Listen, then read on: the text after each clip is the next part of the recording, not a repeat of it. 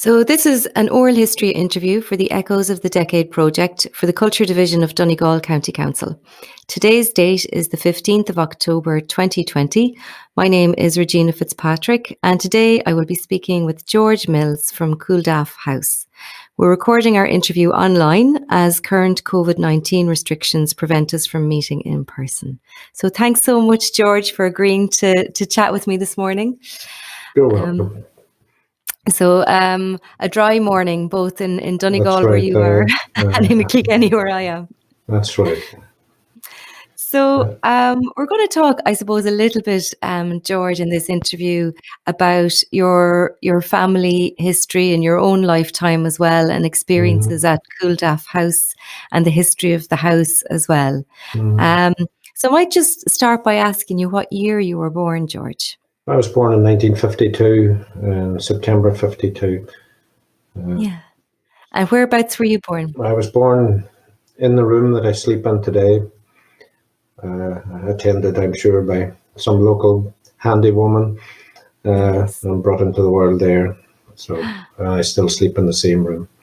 My goodness, not many people can say that. Possibly not. No, well, they tend to go to hospital now, but that was certainly not the normal way in those days. No matter who you were, the births were always at home, I'm sure, mostly, unless there was some complication or whatever. But that's where I first drew breath. And tell me, what were your parents' names? Well, my father was Angus Mills. My mother's name was Olive. Her maiden name was Olive Young. She would have been the 11th generation of the Young family who lived here in Culdaff House since 1661, I would say. I'm the 12th generation. When my grandchildren come in, it's 14 generations. But my mother, the estate and the house was passed down every generation to the oldest son. All through those years, those 10 or 12 generations, it always went to the oldest son. So that was just the fashion, and that was what was done. So it came into my mother's oldest brother's possession in 1941 when her father died.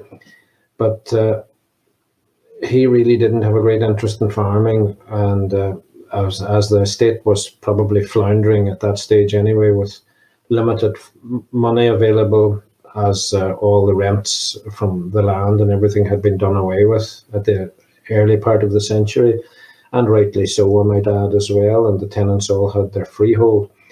The farm had to live on what it could earn itself, so it was much more difficult. And the strange turn of events was that my mother, who actually had far more interest in the farm than what her older brother had, and we have evidence to prove that in the 30s she was always the tomboy that was out with the men in the fields taking in hay, and there's photographs of her leading a bull or leading a big horse. So, but I'm sure she never ever dreamt that she could have what she always wanted, but as her older brother inherited it. But by a quirk of fate, she turned around during the war. She served as a wren in Derry, in the signals in Derry, and she would have been there for all the years of the war, I would think. But during the war in 1942, in December 42, she married a naval lieutenant from Scotland who came into Derry with his ship, as many, many, many ships came into Derry during the war. It was the most important Western naval port during the Second World War. And she fell in love with this naval lieutenant. His name was Stanley Winton, and she married him in December 1942. But like so many others, 3 months later, he perished at sea in his ship HMS Harvester in March 1943. And that was the short 3-month marriage to Stanley Winton came to an end. But she inherited, unexpectedly, I think, to her, enough money from that brief marriage to make an offer to her older brother, who really wasn't happy at Culdaff and not able to manage the farm, and the farm didn't have the money to support it, and she made an offer to buy it off him, full everything, the land, the houses, the stock, whatever was there. And she moved in as a widow at the end of the war, and took over the farm. And she did a lot of things, like halving the size of the house because it was more practical. She was actually pregnant when her first husband was killed, so she had a tiny baby with her. So she moved in with a little boy and started to run the farm. And I have old notebooks which says that practical things to do: buy hens, Rhode Island Reds are good in brackets, fix some roofs, the buyer, and so on, buy a tractor. She bought one of the first tractors in Donegal. But then the most amazing thing was that she married in 1950 one of the farm labourers who had rose to the rank of foreman by that time. And we have also found evidence that they were secretly attracted to each other during the 30s, but it wouldn't have been allowed because he was from a completely and utterly different background than she was. Anyway, they got married in 1950, which at that time would have been as unlikely as Obama in the White House. If you think of the Ku Klux Klan and what was around in the 50s. But that's how unusual my father being here would have been then. But as I say, they got married anyway, and made a success, I believe, of their marriage, and produced 4 more children, of which I am the second.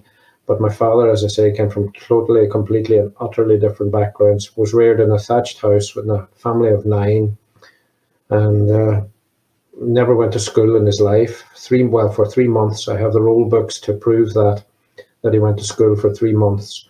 He couldn't read or write, and he didn't have a pair of shoes of his own anyway until about 8 or 9 or 10 years of age. He said he met his mother halfway from the nearest town in his bare feet. He was that excited when she was coming with his first pair of new shoes. I suppose he may have had hand-downs before that, but that was the way the story was told to us anyway. So that's where my father and mother came from, and that's how I come to be here. There's a bit of a zigzag in the oldest brother always having the house, but we're back now to a different name, but we're still here one way or the other. It's still got the same line.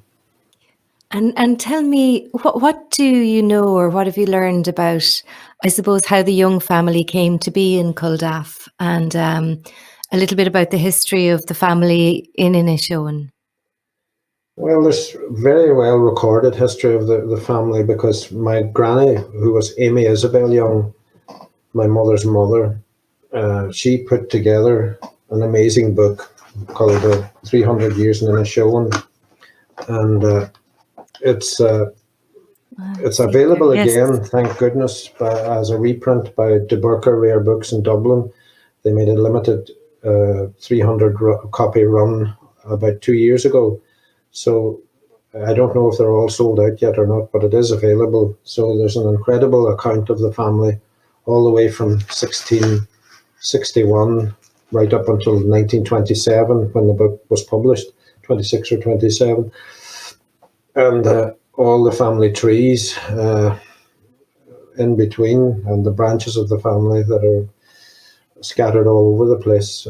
So it's a great reference book for people who want to trace their families, and anyone that's in the book is connected to the family in some way.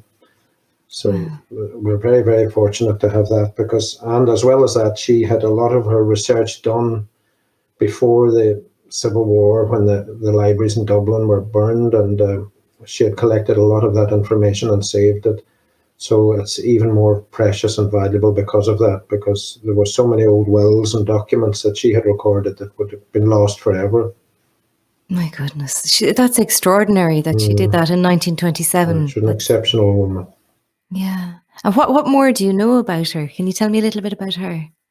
Well, strangely, and it wasn't unusual, I suppose, she was my grandfather's first cousin as well as his husband, but she came from the Stewart family of North Antrim, and they were descended from different North Antrim families. The Gages of Rathlin would have been in her background. They were the family who probably owned Rathlin Island at the time. But she, what else do I know about her? She, apart from her writing, not an awful lot, except probably little personal anecdotal things that I would find in jotters and things still here, all right, that she had written about her own mother and her schooling and stuff. I actually was looking at some of that stuff the other day. So I think she was always a woman who was interested in writing and education and research, and how valuable that was. And I always feel that the last line of her book says, "For those who come after me." And I think that's what she wanted, and that's why she'll be so pleased that her book has actually been reprinted, because so many more people can share and learn about the things that might otherwise have been lost. Absolutely, to have that awareness and to be able to put it together, and that understanding of having it for posterity and the importance of it is amazing. And tell me, what was the young family? So you would have had connections, you were saying, then family connections across the country. What sort of, so you mentioned the Gages, the Stewarts. Well, the Youngs themselves were connected to nearly, the list is long of the other, probably you describe them as landed gentry throughout Ireland. I think there was a kind of a habit to intermarry among that class of people, maybe to keep it alive in some way, rightly or wrongly. But certainly there's connections to the chambers of Letterkenny, and just, the names are eluding me at the moment, but you have to look at the book and you just see such a collection of people right through it that are connected in some way. Yes. And if they're mentioned at all, they're there, And tell me, what would you, I suppose, what sort of stories might have been passed down to you, or maybe in the course of researching the house, might you have learned about it around the turn of the 19th, 20th century? Would you, around that period? Well, I do think that my great-grandfather, George Lawrence Young, was, I believe he was a good man for fairness among the people, and I don't know what other way to describe it, but what I do know, and what I was told, and I do know from records that I've seen, that he was meticulous in writing and law, and at the turn of the century, we know that the Wyndham Acts and things like that were, like, we had Davitt and O'Connell and Parnell and everyone, Home Rule was coming in, or been sort of, people were obviously wanting that politically and peacefully if they could, I suppose, but it was obvious that the land had to go back to the tenants. That was fair, they didn't have any freehold. And I know the Wyndham Acts was an act of compensation to landlords, that there was a certain amount of compensation to hand the land back to the tenants. And I suppose maybe he benefited in some way from that. I'm not sure. I don't have any records of that. But what I do know is that he helped them immensely in any legal work that had to be done to make sure that they had their freehold. And if you didn't have your freehold, you had nothing. You couldn't borrow money to buy a cow or anything like that. And I was, even just today, I was on a site where it's called Our Culdaff, and it's just a historical, light-hearted look at Culdaff in the past, and someone had mentioned this building in the village, and they spelt it wrong. They had LONFAD or something like that, because that's the way they had heard it. But I was able to correct them, and I knew that building was the Culdaff Loan Fund Company. And the Culdaff Loan Fund Company was an early credit union type of institution. And there used to be a brass plate on the side of the building which said that Culdaff Loan Fund Company. But of course, the name was long lost, and younger people just heard it quickly and didn't know how to spell it or what it actually was. Well, I was able to correct them today, and I think some people enjoyed that. But that company was started by my great-grandfather, George Lawrence Young, and another businessman in the village called Richard Fleming, who was an incredible businessman and entrepreneur at the turn of the century and right up to the early 20s. He had fishing trawlers, and he had even transport business bringing fish to Derry from the fishermen, and dead pigs was another thing that he transported, that they would be killed here and hung up and then taken as whole carcasses to Derry on a truck, and there they would be made into bacon and whatever else up there in the processors. And I was told that they brought loaves of bread back then from Brewster's Bakery in big hampers, big wicker hampers on the back of the truck. But the roads were so bad that coming up the hill that young ones would jump on the trailer on the back of the truck, and there would be no bread in the hamper when they got to Culdaff. But I don't think they were too fussed about it either. The people were hungry. But that was the sort of things they started, and it was a cheap way of borrowing money and at low interest and paying it back over a period of time. So I know that he was involved in that, and I don't think it was much to his own gain, it was for the gain of the people. And so, yes, yeah. And so in terms of, I suppose, the 19th century and the land wars and all of the things that were happening around then, was the house ever under threat during those times, to your knowledge? No, I don't believe there's no record of any animosity right up until the Civil War, really. There may have been during the Great War years, 1418, some animosity, because there was at least 3 or 4 of the household that had gone away to fight in the war, and I suppose put on a British uniform, which was frowned upon at that time by some, but not by all, because we know for sure that there was hundreds and hundreds of good Catholic people that joined up as well. And whatever the reasons were, the freedom of small nations or whatever it was, but so I think that it was there wouldn't have been much animosity, and I believe there'd have been a great loyalty from the men as well to the house, and they would have found it a place where perhaps they would have never gone hungry or that if they were there. I know, like, even when I was small, which was not, it's a long time ago, but we're talking twice as long ago. 100 years ago there was, or 120 years ago, the gardeners in the garden, like, would have had everything they could eat out of the garden. Two old bachelor men, they had a free house in the gate lodge, and as they were passing the byre, they had all the milk they could drink. So they were probably still getting paid about 7 shillings a week, so they were really, really well off. I think there was a certain contentment, I believe. I don't think there was resentment. I hope not, anyway. Yeah. And what happened later in the Civil War, I think certainly the local population would have been very divided on that, and probably far more against what happened than than those who were in support of what happened. And referring to the burning of the house in 1922, yes, which I think it was local people definitely, from what I heard, were not in support of that. Okay. And just before we come, I suppose, to that kind of period in time, can you maybe say something about, I suppose, the role of the big house in rural Ireland in, through 19th, I suppose, again, coming out of the 19th century, I mean, they were major employers. In many cases, they had a lot of initiatives to sort of in terms of community life. Can you talk a little bit about the role of the Young family within the community in Culdaff?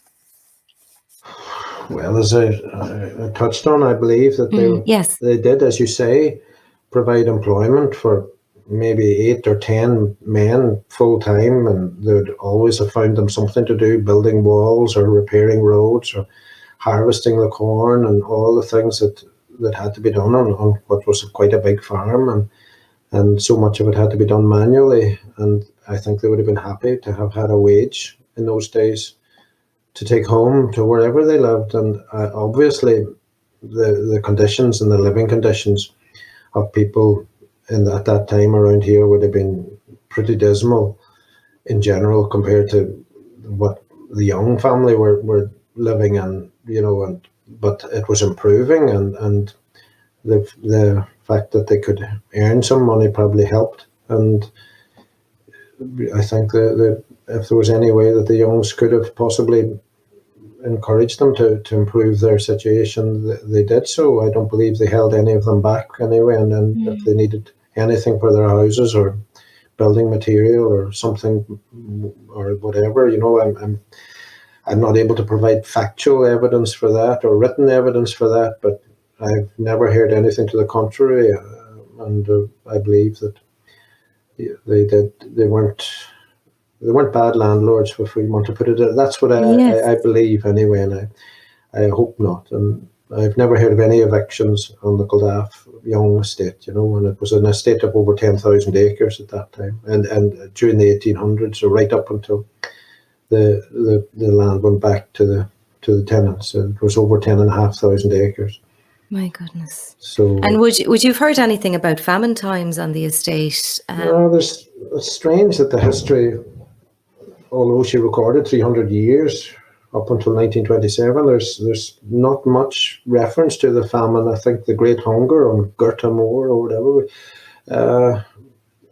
I believe that on the coast of Inishowen here, that it probably didn't affect people as much as it did in the Midlands and other places that had no other alternative but the potatoes and to live on with large families. And like even my father, coming from an incredibly poor background, like they lived off the shore, like they what he called strand meat. They had shellfish and crabs and lobsters and fish, and they killed their own hen to eat and their own pig or whatever. So I'm sure they grew potatoes. I don't know if they were affected by the blight and the famine up here as much, but maybe they survived on other things other than potatoes. But there's not an awful lot of evidence that I have ever heard or written here that it had that much an effect. And I suppose news didn't travel as well in those days, and maybe that they didn't even hear the half of the bad things that happened, and that's why it's not as much in the records. And you were saying that the estate would have been, 10,000 acres. Can you describe the estate to me, I suppose, how the layout of it and where, that sort of thing? Well, we're very fortunate wherever they were at the time of the burning that the maps for the Griffith valuations of 1855 are here in their entirety. And I've actually had them digitalised in the Public Records Office in Northern Ireland, so they are available online. The Griffith valuation maps for the Young estate that's able to be found in some way. I wouldn't be even tech savvy enough to do it myself, but they're there for those who can. And it's an incredibly important record, and they're beautiful maps. I'm sure you've seen Griffith valuation maps yourself. I don't know how the cartographers did the work they did in those days when they didn't have any instruments, probably other than a chain which measured the square perches of the land and so on. And what it did was it also indexed every single tenant on the other page and had numbers of every field in every field, and it showed which bit they owned and what exact acreage it was, and I think it showed the rent as well. But it's an incredibly valuable piece of information for people who want to trace their family, because it's a photo of time, a snapshot in time of who was the tenant in 1855 on that particular plot of land, and it shows up some incredible, strange or unusual, unexpected things. Like there's an island off the coast here called Innistrahull Island, and it was still inhabited up into the 30s, and then it was evacuated. There was 12 families living there, but in a neighbouring townland, that's the way the Griffith valuations are divided up in townlands. So there's a townland of Glengad, say, an area, and there's not a name of McDade in that whole big townland in 1855. There might be just one, and I think they came in to land from the Leinster Hull when it was evacuated, and now every second house in Glengad is McDade. Well, there's a lot of them there anyway. So in a few generations, a name can die out completely, or a new name can come in, and everyone's, people who don't know just accept it, that they were always there, But so this is an incredible record to show how names in areas can change so much. And of course, if there's spinster women and bachelor men, a name dies out, or if a spinster woman owns a little farm and a different man comes in, well, that name changes, of course. And I think that's what happened actually in the Mills family, because I can't go back any further than my grandfather, Angus Mills. My father was Angus Mills and my grandfather was Angus Mills, but I can't get back much further than that. But the plot of land where they grew up on belonged to another name completely, and I assume that there was a woman living there, and the name is Cornish, Cornish, and I assume that some Mills came from somewhere, washed up on the beach or wherever he came from, and he married this woman called Cornish, and well, down the line I'm here, so whatever way, and they grew up. My father grew up in that wee house which looks straight across at this big house, and his was a little thatched cabin with 2 rooms and 9 of a family, but he said he remembered looking across and seeing the flames coming from Culdaff House in 1922, so he would have been 14 years old then, I think, so it would have been very much in his memory. My goodness. And would he have had any other memories of that particular period in time that he would have passed on, like, about the War of Independence or anything like that? Well, it's strange that there was only the other day I saw on some site there that people were under the illusion that there were no poor Protestants in Ireland. I'm sure you might have in your research heard that, the people assumed that there wasn't, but and I know that of course there was. And my father would have been an example because he was Church of Ireland. I mean, that was the only thing he and my mother had in common, was their Church of Ireland faith, and they were very poor Church of Ireland people. So that myth, I can explode that myth, which they always thought that it was just the Catholic people who were poor, but not at all. There was poor Protestants as well, and they would have been. But no, stories of he wouldn't have had much. I suppose he did remember some of the raids and things, and I would have heard him mentioning the Black and Tans and stuff. He would have seen them maybe in the nearby towns or whatever, going through or whatever. So he would have maybe remembered that, and he remembers the horses and all at Culdaff House, where there would have been a coach and horses for travelling. I don't think the first cars would have barely arrived until the late teens anyway, but they would have been travelling on horses and coaches before that, and I think he had to actually drive some of the ladies from the house in a coach, a distance of maybe 20 miles away. He used to tell us to another big house up near Derry, Birdstown House it was called. I don't know who the family was living there, but he used to, when we'd be driving past, he used to tell us, I remember driving Miss So-and-so and Miss So-and-so up to a ball or something there, in the horse, or a dinner party or whatever it was, on the carriage. So that was the furthest I think that he'd taken them. Yeah. And so he worked on the Culdaff estate? Well, invariably, not so much. He would have worked actually for that other man that I mentioned, Fleming, at the fishing and the transport and his farm, far more than he would have worked here. I don't know how he ended up in that situation, but he had to drive those people in a carriage. I think it was a one-off maybe at that time. But his older brother, John Mills, and his younger brother, Raymond Mills, both worked here before him. And Raymond Mills, who was he never married, he was a bachelor uncle to me, born in 1912.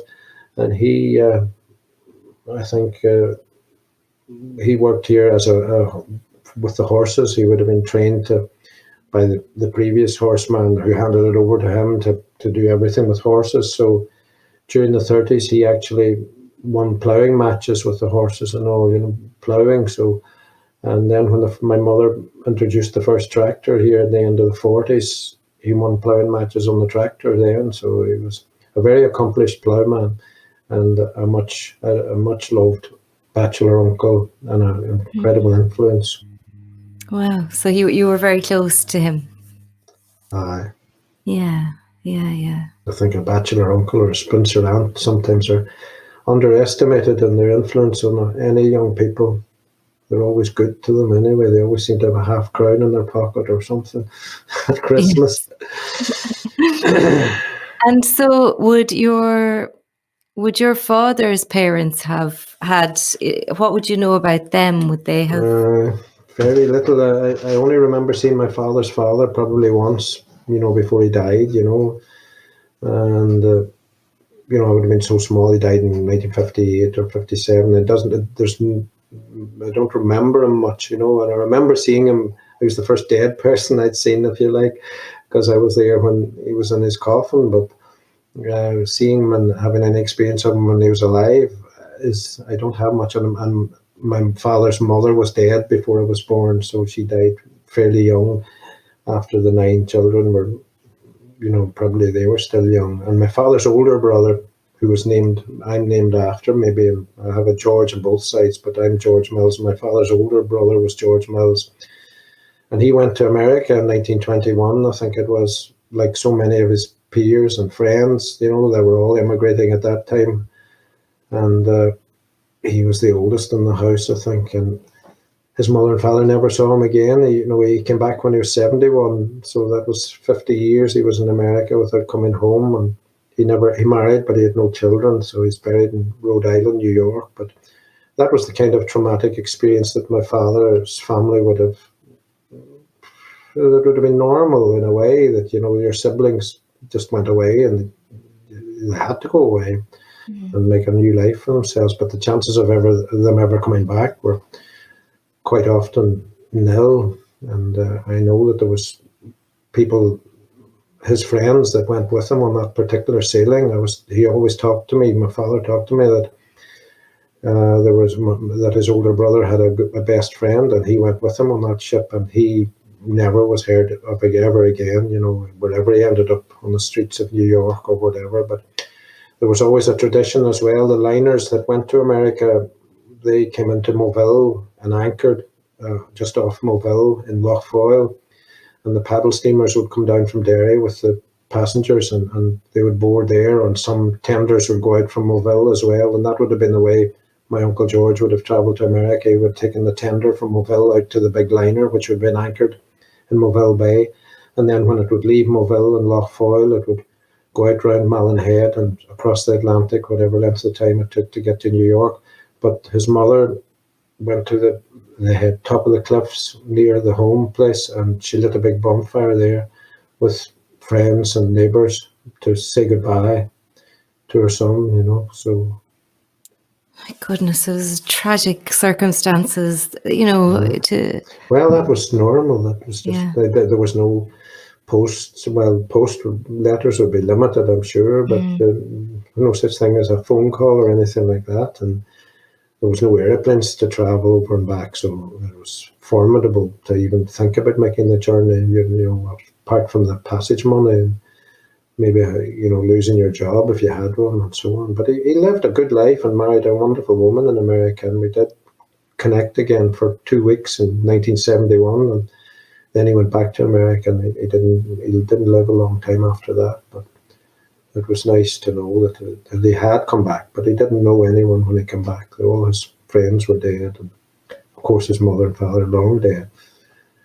But it was interesting. But it was just an example of what was the norm for hundreds of other people.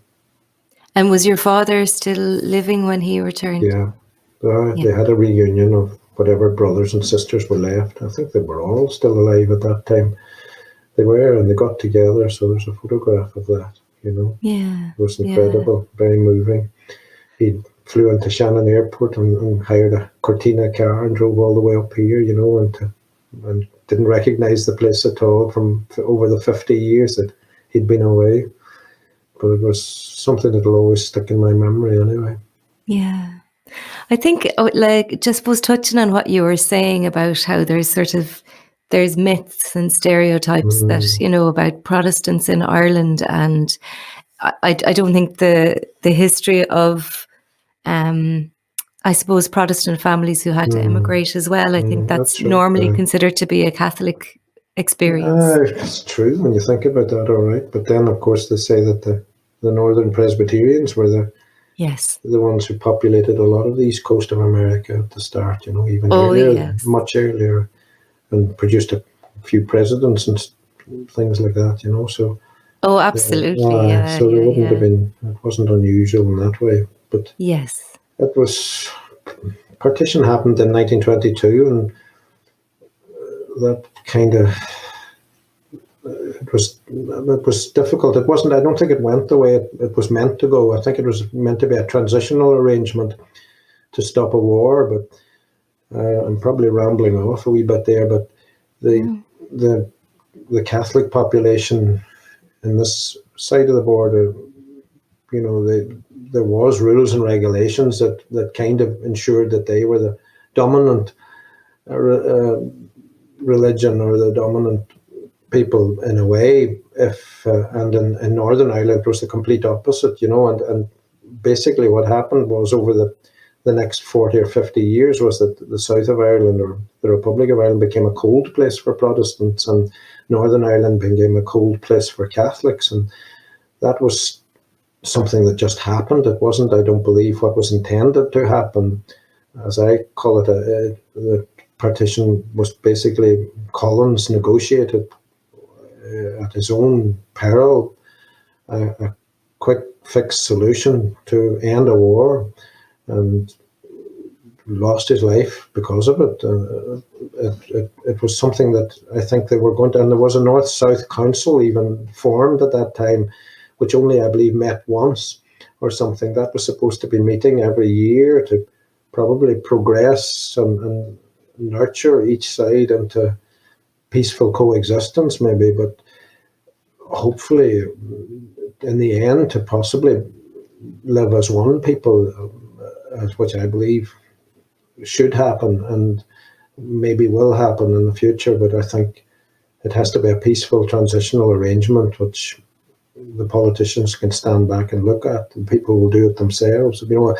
I wish that could happen, but as I say, the way it did turn out was obviously that the south became a cold place for Protestants, the north became a cold place for Catholics.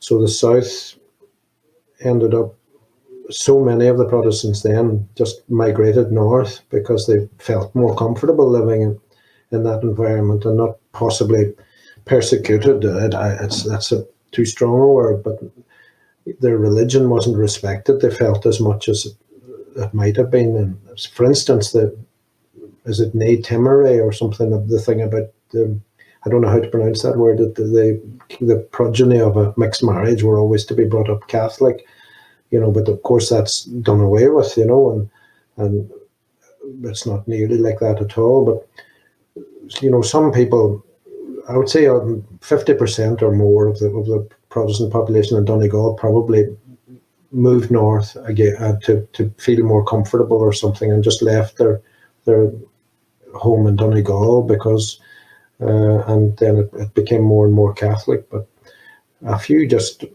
changed to just accept it where they were. Like my great grandfather, as I said, he paid his taxes one day to the King Edward of England, or was it King George?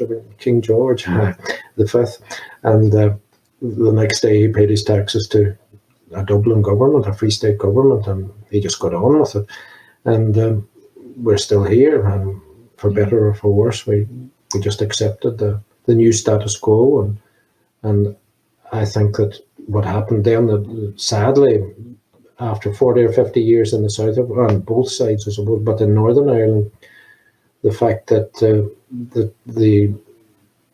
there was much more discrimination evident against the Catholic population, that they got impatient, and that's the 30 years of the Troubles started. Although possibly by peaceful means they would have been further forward now than they actually are if they had went the peaceful path instead of the war or the Troubles that went on for 30 years and more than 3,000 people lost their lives. Like, if one of the men I admire most in the world was John Hume, and he lived only 12 miles away in his last years of his life, but just dead now. And his way was the peaceful way, and I think that's how it should have progressed. And I believe, in my humble opinion, that there wasn't one person who was better off in Northern Ireland because of someone took somebody's life. It didn't make them any better off. So it could have been done in a different way, and they would have been probably further forward. And it's very sad that it went the way it did. But maybe that conversation can start again now, and more peacefully, and maybe do something like that. And the All Ireland Forum, which we are hearing lately, would take root, and a people's consultation process to maybe get it through. But present day politics are not helping, and Brexit won't help, obviously, and we don't want to even mention the B word, because it's, to me, it's where I live here, as we've discussed. I'm further north than any part of Northern Ireland, still in Southern Ireland. So of all the places in Europe, Inishowen in particular, and Donegal in general, is the most adversely affected place in Europe if we get a hard border, because we can't go anywhere without crossing it. The road through or on Northern Ireland, it's the A5. I think the Irish government has actually contributed money to try and get that upgraded to a dual carriageway or a motorway, because they know it's the artery that we need to get to Donegal, to Dublin, even though it transits another jurisdiction to us and to me. It's like the Panama Canal. It's, if you sent a ship from New York to San Francisco, if you had to go around Cape Horn instead of going through the Panama Canal just to get back to your own country, that's what the A5 is like to us. We needed to get back to our own country and our own capital city, but we have to cross another jurisdiction. So that's something that, Donegal is very much disadvantaged by. Mm-hmm. And if, I suppose, just to link in with what you're talking about, but bring it back a little bit in time. So I suppose it was the 1910s, wasn't it, really, that, the formation of the Ulster Volunteer Force, the formation of the Irish Volunteers, that's, the tensions were really building from that time. And the signing of the Ulster Solemn League and Covenant and all of that. And can you, I suppose, to try and, look at how that political development and going right up to the burning of the house, maybe, can you tell me what you might have heard in family history about that particular period and the Young family during that? Well, I didn't verbally hear much about what went on there, but we're very fortunate to have good historians in the family. Rachel McGowan would be one, and local historians who would be really, really good would be Sean Beattie. And Sean did a lot of research that we even were able to show people at the time of the relaunch of the book, 300 Years in Inishowen, and he went over that period quite a bit. And I think he discovered that my great-grandfather's brother would have actually been out trying to persuade people to support the Ulster Covenant at that time, and probably against the Act or whatever. And they wanted probably to remain the whole of Ireland or something as under British rule for another while, but and it was against partition. But so that's what Sean Beattie was saying anyway, that he was actually one of the signatories to that. So there would have been a change of heart then later, of course. I mean, his brother stayed here and remained here right through, well, and the family, like down to me. So we accepted it one way or the other. If that petition failed, and petition failed, and the partition ensued, that happened. But of course, politically, the All Ireland vote was in favour of Home Rule. But then the threat of the Ulster Volunteer Force, as you said, I'm told, was so great that to appease them, that's why they came up with the partition arrangement, although it would have been against the democratic wishes of the whole island at the time, but it was pushed through to stop the war or the violence that would have ensued. So sadly, we had to live with it, and still have to live with the partition for that length of time. But I feel that it's too easy an example, maybe, or that Germany managed to unite East and West, and it was the people that did it. The politicians in the end had to just stand back and get out of the way. Yeah. And And and you were saying that your great grandfather was he was a very pragmatic man. You mentioned that he paid his taxes to the Crown one day and to the Irish Free State the next. We don't. I suppose it's not really talked about. Really, the big houses and their. I suppose after the treaty was signed and then the Civil War started. Do you know much about that? And I suppose the circumstances around the burning of the house in 1922. Well, I was thinking also that the Great War would have had an incredible influence. In 1914-18.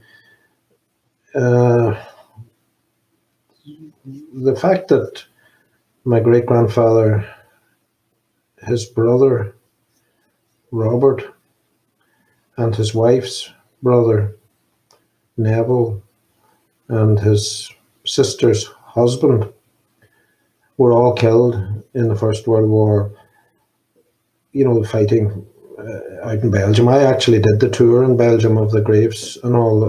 We were brought there by an incredibly good group in Inishowen, the Friends of Mazines, it's called, and we were brought there for a week in a bus and tour around and visited all those sites. But I could only find one grave, which was my Amy Young's, was it? And my great grandfather's sister or brother-in-law, my grandfather's brother-in-law. There was the only grave I was able to find. The rest didn't have graves, I don't think.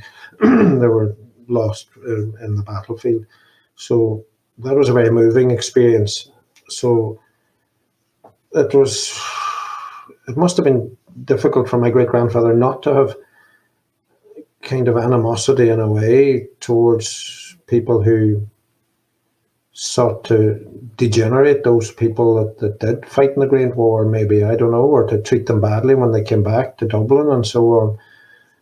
You would think, and from accounts, that's what happened. They were spat on and everything when they got back to Dublin, even though they thought they were fighting for the freedom of small nations at the time and so on, not necessarily fighting with an imperial army that wanted to conquer the world.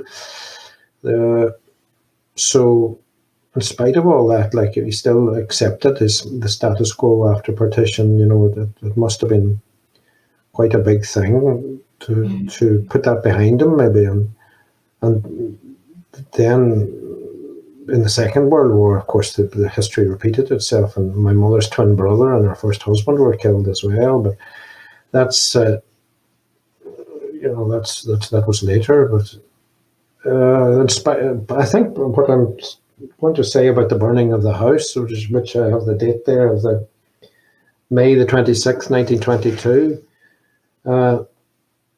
There was talk from my father and mother, really, that one of the main reasons for them picking this house out of others that they might have burned, there was houses like this all over Donegal. I don't know if any others were burned, but there might have been one or two. A lot were burned in the Midlands and Cork and South and everywhere else. But that it was because 3 of the family had put on a British uniform and fought in the Great War, rather than that they were hated landlords or anything. And of course, the Civil War was different from the War of Independence. It was Irishmen fighting against Irishmen, and people who accepted partition and people who didn't accept partition. So it was a more bloody, ruthless kind of war, and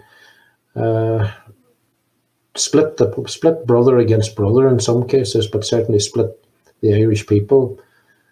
So from what I hear, that's the way it was. But it turned out that on that night, that these armed men arrived and broke into the house. There was only one. Who was it? There was one old lady left in charge with a maid or two. The occupant, my great grandfather and my great grandmother, were actually not in the house at the time it was burned. They were in Shane's Castle in Northern Ireland, because I think it was because of the lack of income from rents that my great grandfather and my grandfather afterwards all had to have outside employment. So he was an agent for Lord O'Neill at Shane's Castle, my great grandfather. So he spent a lot of his time there. And in fact, my mother was born up in Randallstown because her father, my grandfather, was also an agent for Lord O'Neill. And he would have had to do an awful lot of work there in the office, in the estate office in Shane's Castle. But so they were away at the time that the insurgents came to burn the house.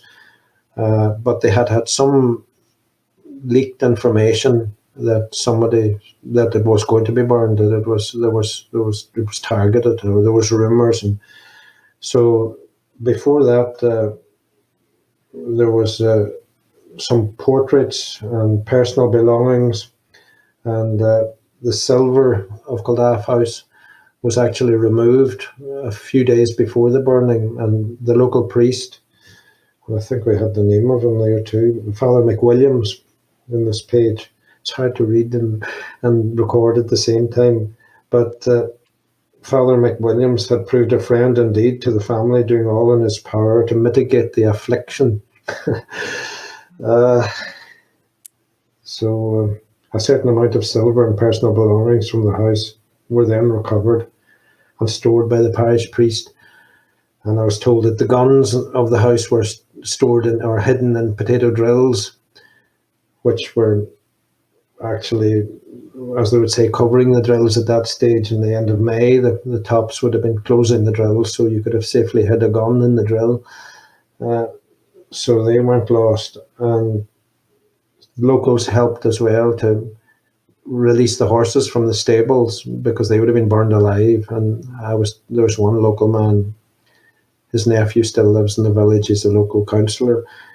His uncle Hugh was the horseman, and at gunpoint he was told to not do what he wanted, but he wanted to release the horses, and he did at gunpoint. He says, "You can shoot me if you want, but I'm releasing." My goodness. What was his name? Hugh McGuinness.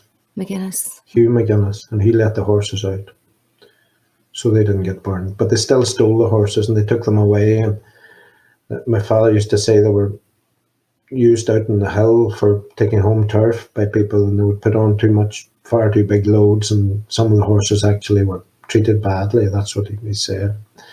And I was told that they took the sheep and slaughtered them, some of them hanging from trees, and probably butchered them properly then for meat and stuff like that. And they lay about for a week after the house was burned, drinking the wine from the cellars and that, and generally just wrecking what wasn't already burned. But anyway, my grandfather, when he got back, as I say, broken-hearted to see it all. There's a line there: "To see the work you gave your life to broken, and turn and build it up with worn-out tools." It was the builder, alas, who was worn out, and the shock coming as it did after the sorrow and strain of the Great War was too much. George Lawrence Young was never the same man again. His active mind and jovial sense of humour remained to the last, but physically he failed rapidly. In the summer of 1925 he was seriously ill, and though he rallied for a time, he never recovered. and a severe stroke on the 9th of September 1926 caused his death. His last work was left unfinished, but it was completed a year after his death and stands, whatever may be its future, a new home built into solid walls of the old, a memorial to him whose incomparable spirit had created it once again. So it was recorded beautifully, that whole era and that whole experience. And I'm incredibly indebted to them for that, and I'm very proud. Yes. It was a horrific time, both in terms of what was happening in Ireland, and then his siblings and his sisters, husbands on the front. The trauma of that, and you just got a letter edged in black, and your son or your brother is missing in action, and it would be months before it would even be confirmed that they were dead, So the trauma that they went through as young people, they were only in their 20s, all of them. And not one of them would have been over 20 in their 20s, So look, dealing with that, when I look at my own children, who are now, none of them under 30, like, if they had to go through all that in their early 20s, I don't know how they would have dealt with it. So they had to be very, very strong. And just, I suppose, staying with the First World War for a moment, were there members of the family who fought and returned? There would have been, I think.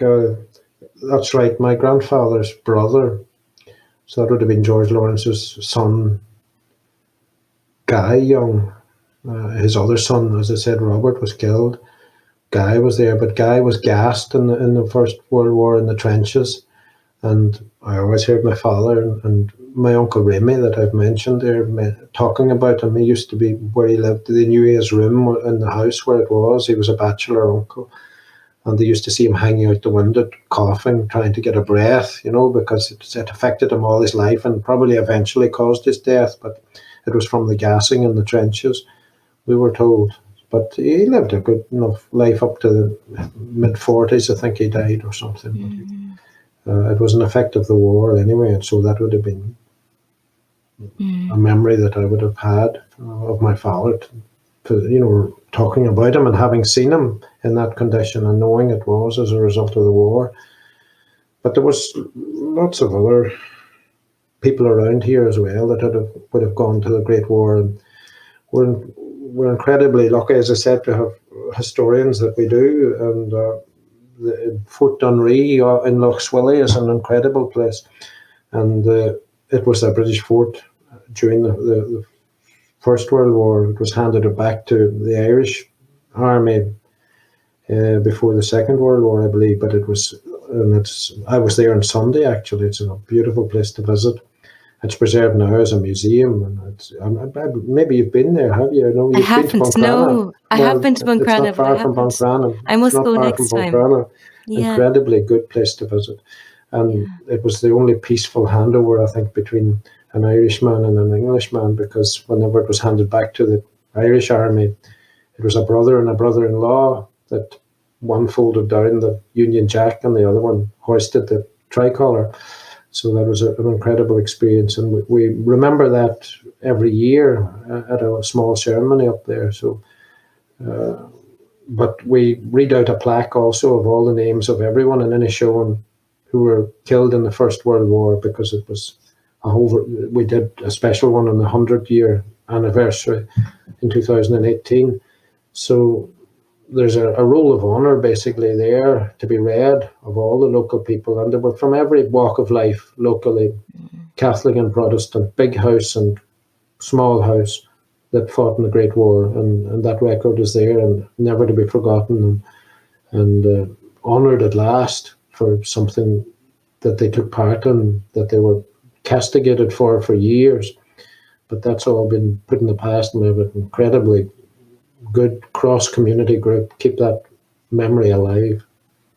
And can you tell me a little bit about that, about the commemoration of World War I down through in your lifetime, And when you would have started, being aware of commemorations and if there were tensions around them, and what your experience of commemoration of the Great War and World War II indeed have been.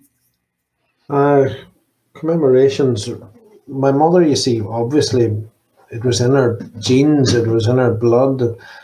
She, having her twin brother killed and her first husband killed and her 3 uncles killed in the First World War, like, commemoration was a very important part of her life. And you know how the poppy is kept as the symbol of the memorial. Although I believe in the last 10 or 20 years the poppy's been hijacked, and I feel very sorry about that. But my mother would have been the one who always laid the poppy wreath at the church on the Remembrance Sunday in November in our own wee Church of Ireland here. So she would have been the one that was always asked to perform that laying of the wreath and saying a couple of prayers or whatever it was. But in my generation then, we feel more apprehensive about displaying that kind of remembrance. We remember them, of course, we will never ever forget them, but possibly in other ways. I've personally, and this is my opinion, is that the poppy was hijacked by one side of the community, particularly in Northern Ireland, and alienating the other side, and worn as a symbol of one side and one side only. And there's actually a very poignant reminder of that when I saw a picture in the newspaper, and you can Google it, anyone can Google it, but there was a terrible massacre in a pub in Limavady on the way to Limavady from Derry during the Troubles. It was called the Grey Steel Massacre. But the guy who was responsible for that, on his day out in court, there's a picture of him which you can Google, and he's on the steps of the courthouse, and the policeman escorting him into the court, but he's wearing a poppy. And if ever a symbol was desecrated, it was desecrated there. And that's what turned me off that particular means of remembering people, or even to wear that symbol.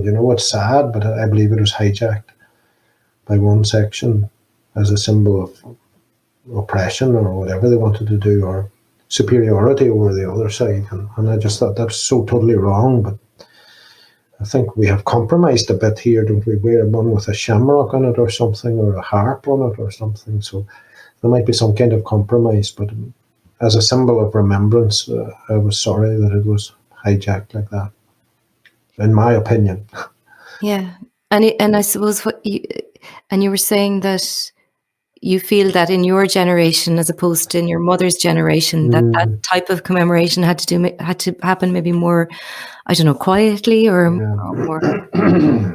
I personally, more quietly, I'd say, but I think the commemoration at Dunree was very brave what they did, and they could have had adverse publicity about that or whatever, but it didn't happen to any extent, that any notable extent, and everyone from every community comes there on a particular day in June, actually. But after the 100 years passed, they have decided to wind that down now. I think it was long enough anyway, and possibly in the future maybe something will be done about World War II, but up until the 100-year anniversary anyway, there was an annual commemoration there. And what was so incredible about Dunree was that you had busloads of people from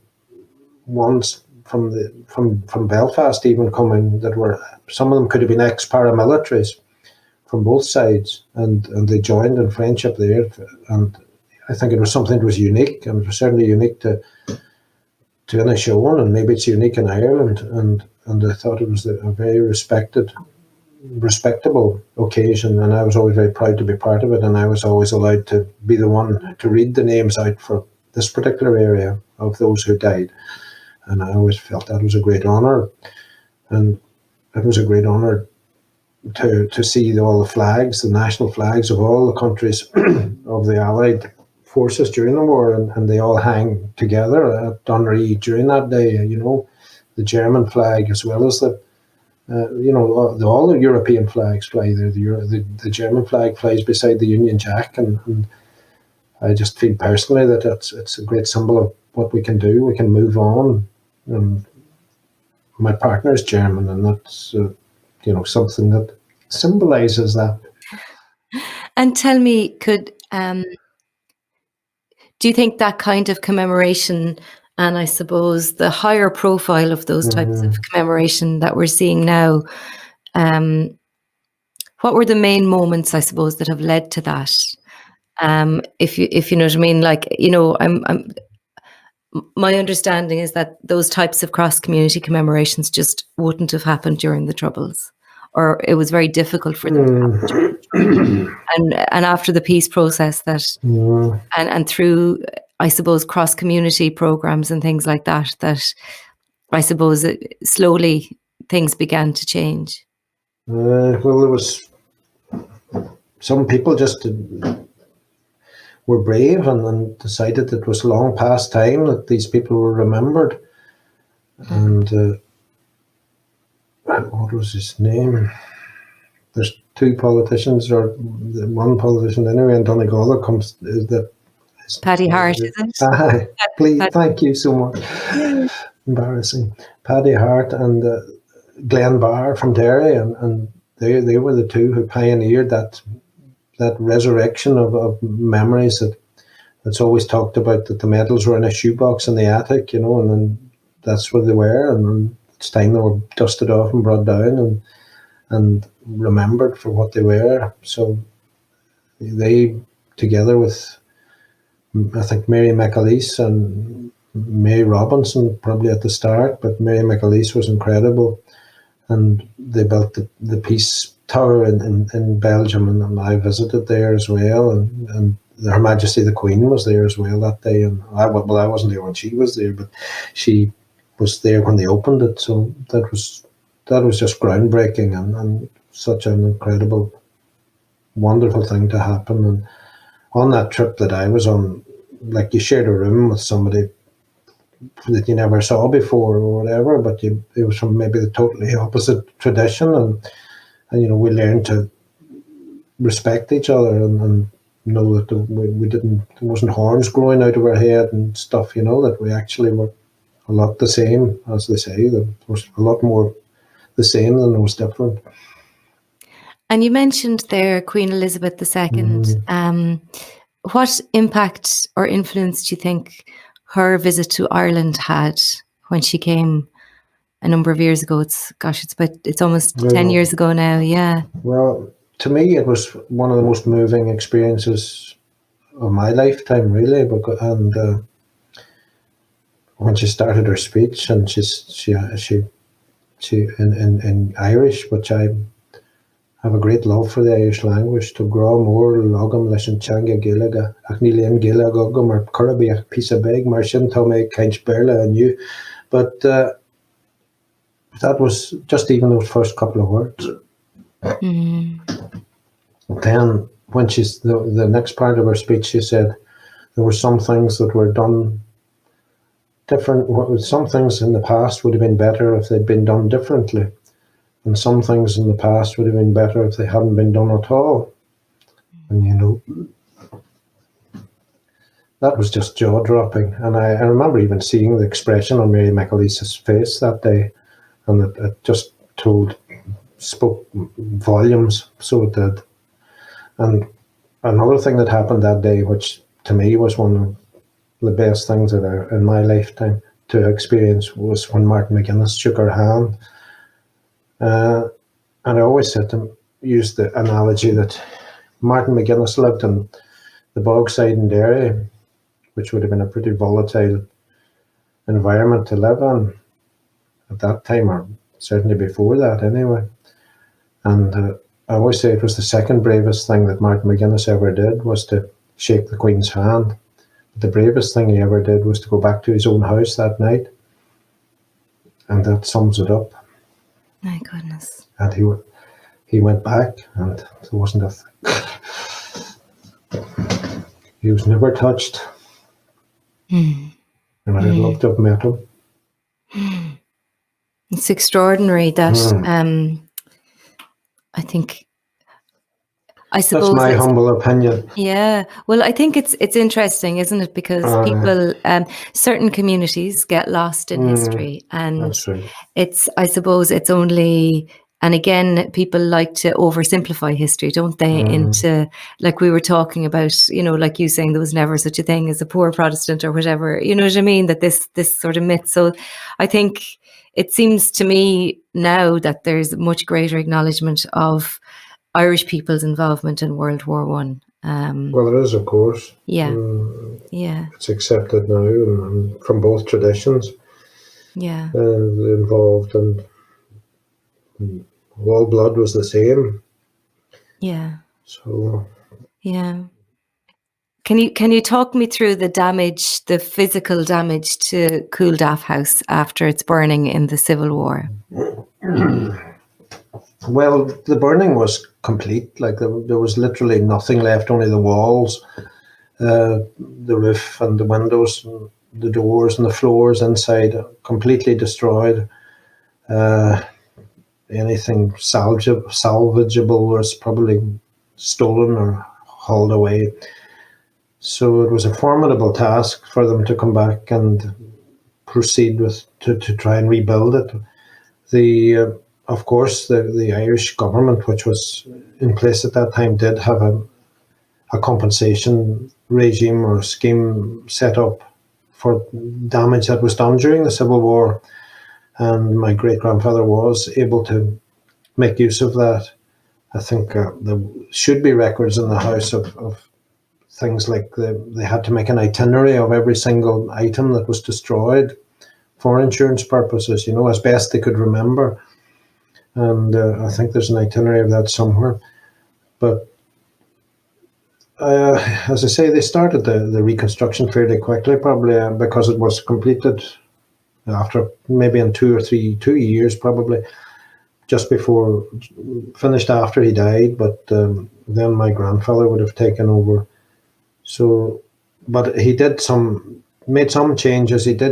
There's an awful lot of precast concrete used in the new 100-year-old building, the 1922 version, because they put 6 inches of concrete into the floors, each floor, and they put all the stairs are concrete as well. It was handy when you were a young teenager trying to sneak in at night. You didn't have creaky floorboards, but apart from that, it was very strong and still is incredibly strong. It's a plumber and electrician's nightmare to do anything in. The concrete is right under the floorboards, so there isn't much room for wires or pipes, and it's always been a nightmare for plumbers and electricians. So I think it was slightly a defiant reason for it. They wanted that it wouldn't be burned again. It would stand up to burning much easier or better with concrete floors and concrete stairs. The roof would have been still vulnerable, but it's still there. So it would have been a grand house then, newly roofed and new windows and doors all during the 30s and into the early 40s until my mother got her hands on it, and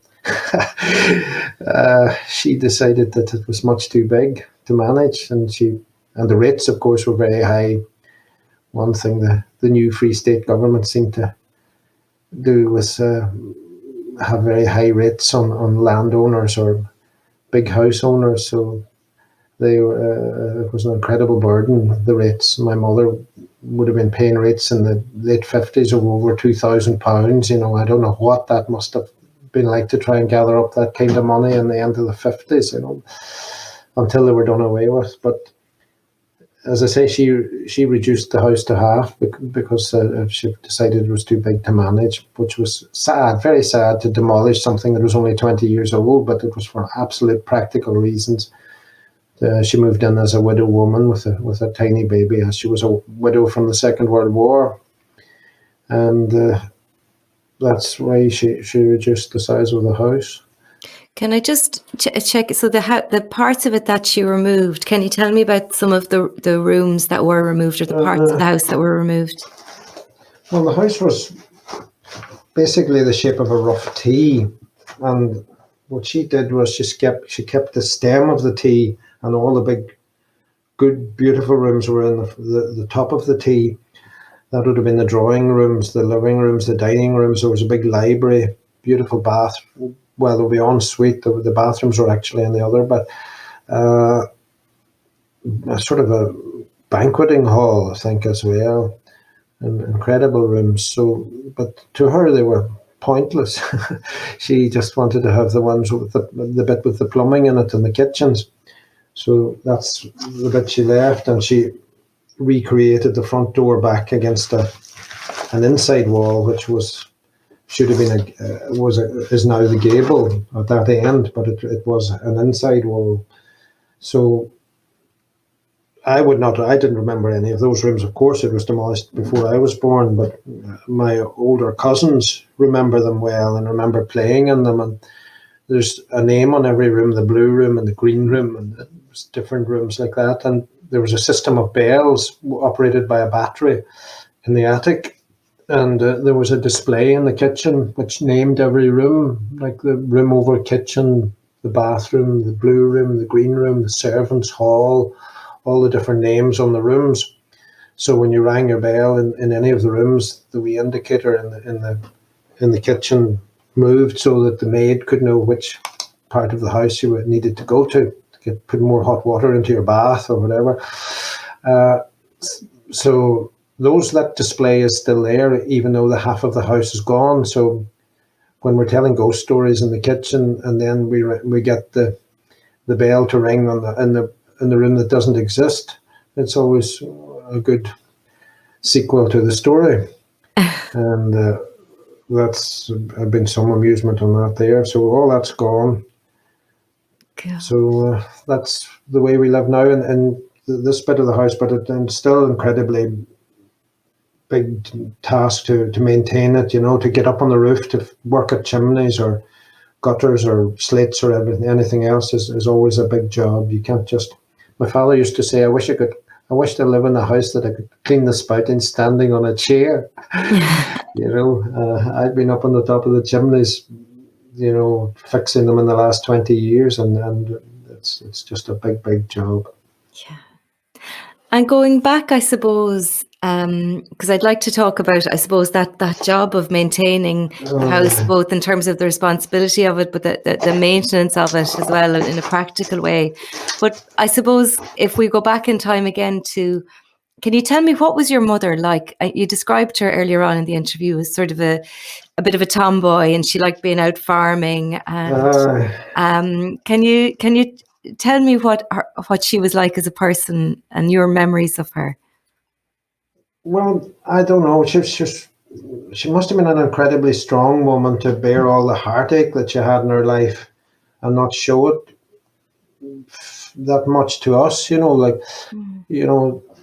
She was a widow in the war, and but she had a child from that marriage, and that wee boy grew up to he was 25, and with her here on the farm and with me, and he was killed when he was 25 in a car accident. So she had to bear that tragedy as well in 1968. The amount of tragedy she had in her life, to not actually show any emotion to us, was something that I don't know. I wouldn't be able to do myself. I think you probably noticed I get emotional quite easily, maybe too easy for these kind of interviews. But my mother never showed a lot of emotion, but I suppose people were brought up to be tough. And of course, the First World War, her previous generation had taught her that as well, probably. And she that's the way she was, but she must have kept it all inside.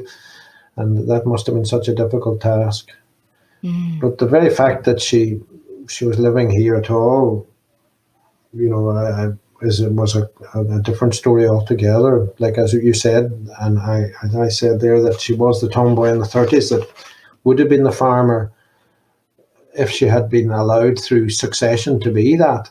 But succession dictated that the oldest son always inherited the farm and the house, and to keep the male line intact. And in the past, I don't know what they were, all the different great grandparents were, or great, the male line that could have been womanizers, alcoholics, drunkards, whatever. It was still always the oldest that inherited, and that was just the pattern that was kept throughout Ireland. I think at that time, and there was a name on it, paternal something, but so it was strange that she actually came into possession of the house during the war, but that was kind of an act of fate, really. And I always said that,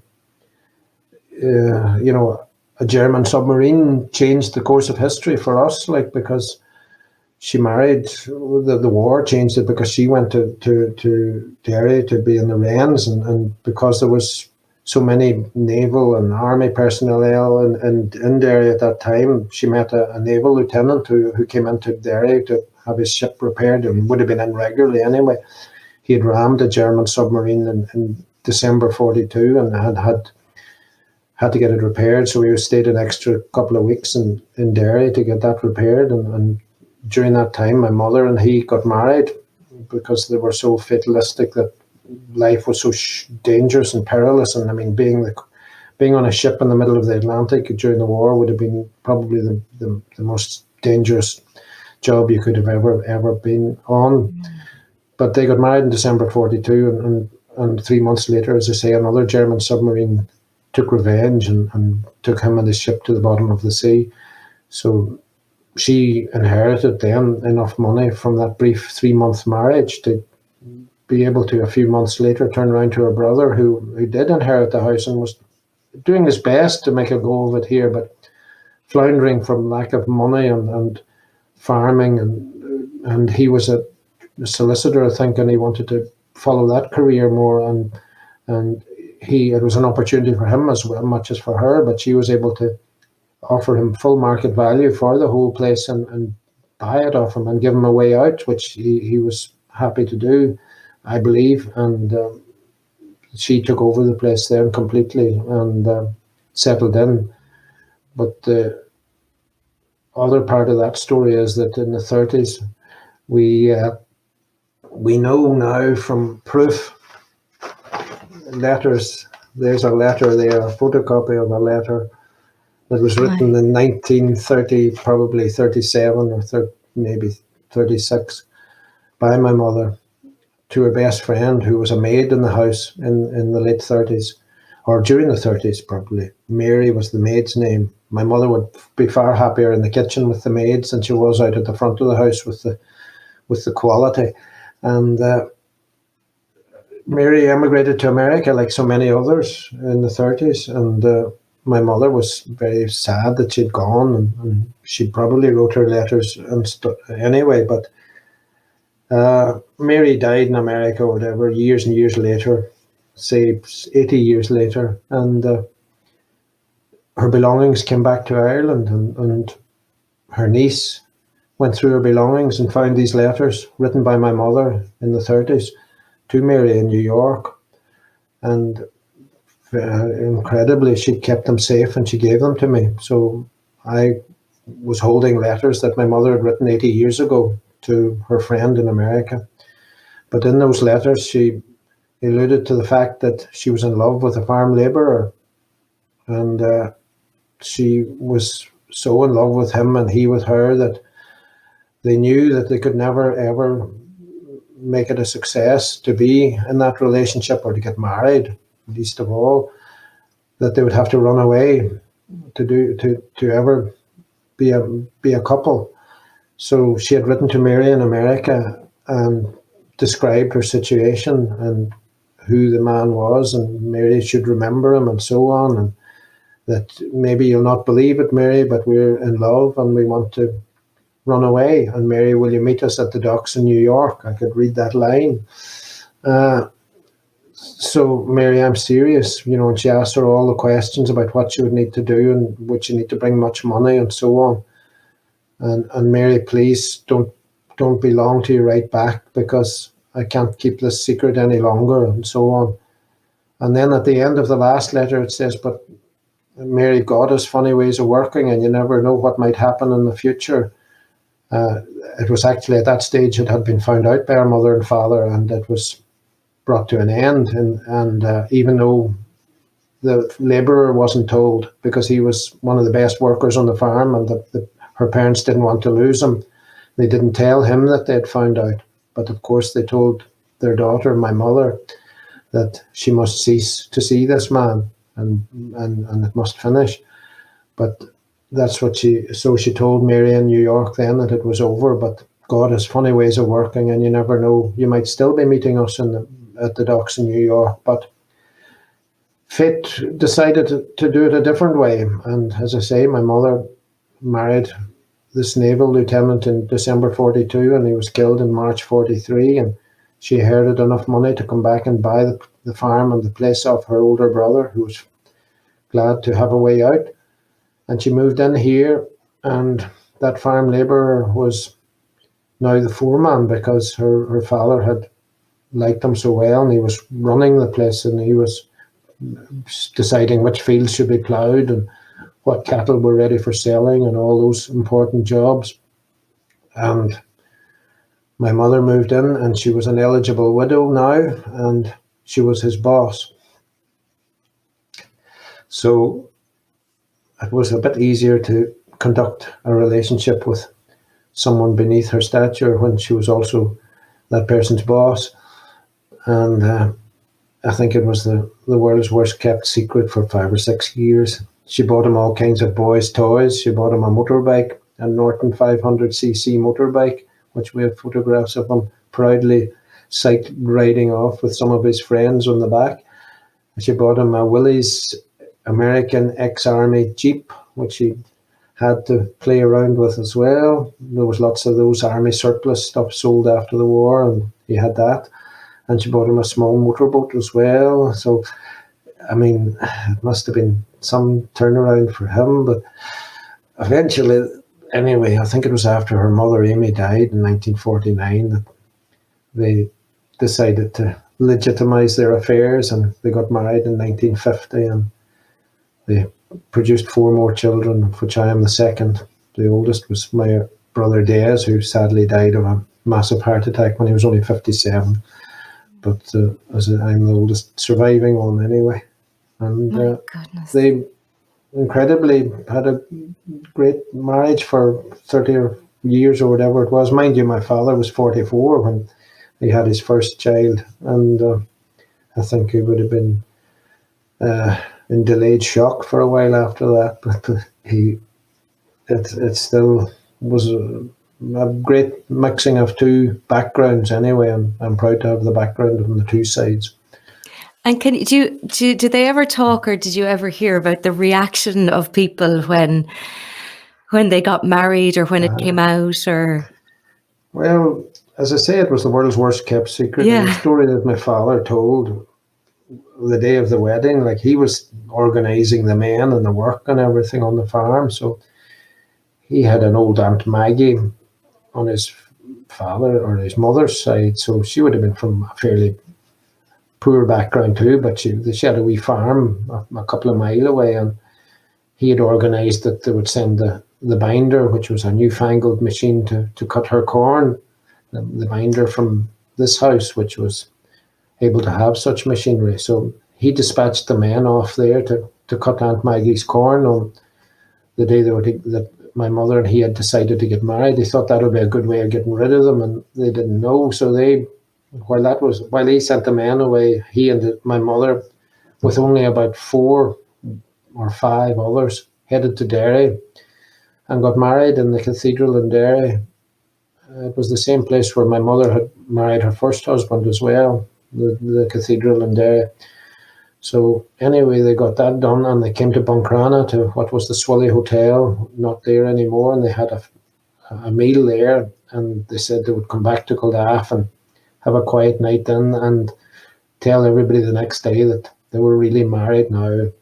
That was a new chapter in their lives. But my father said that, he says, they went in the gates of the drive, he said, when we could hear the music coming from the barn, and when they got up, all the men in the yard were and all the neighbours were in the barn above the byre, and they were having music, melodeons playing, and all the old traditional dances, sets of lances they called them, and waltzes and polkas and all them things, and they had dozens of bottles of Partition and crates of Guinness and all from the village. And earlier on, the horses that were meant to be away cutting Aunt Maggie's corn with the binder, they were tied at the pub in the village on a railing, which all pubs had outside their windows at that time for the most of the day, because the men knew, and they just unhitched the binder halfway to Aunt Maggie's and spent the rest of the day in the pub and the bar in Culdaff, which was McGuinness's bar actually, where that old Uncle Hugh had come from that saved the horses. And my father used a wee amusing line many's the time too. He says, it must have been a great party. He says there was men back looking for bicycles a week after it, very sheepishly, and they would find it sitting at some tree, but they didn't remember which tree they left their bicycle at. So anyway, they moved in, and as I say, they raised 4 more children.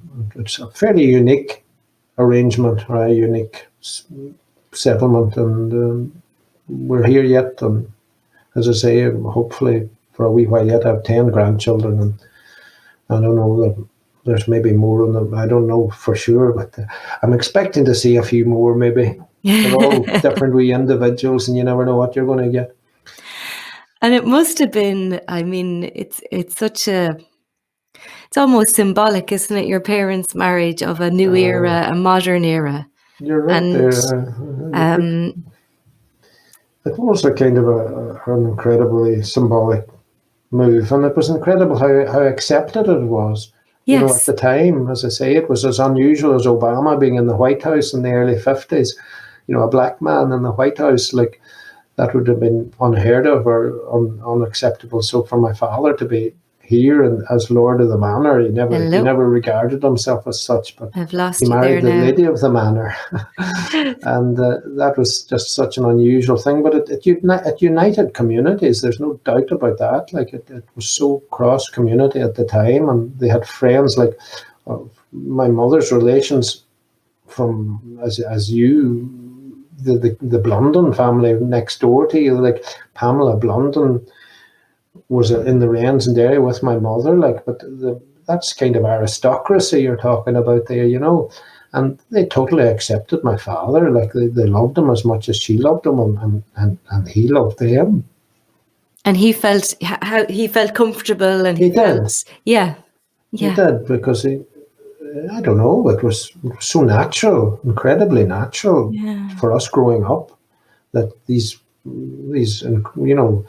people would be turning up to visit, but my father wouldn't be away hiding or anything, a little bit apprehensive maybe, but he was there, and they would go shooting together and stuff like that, hunting and whatnot, but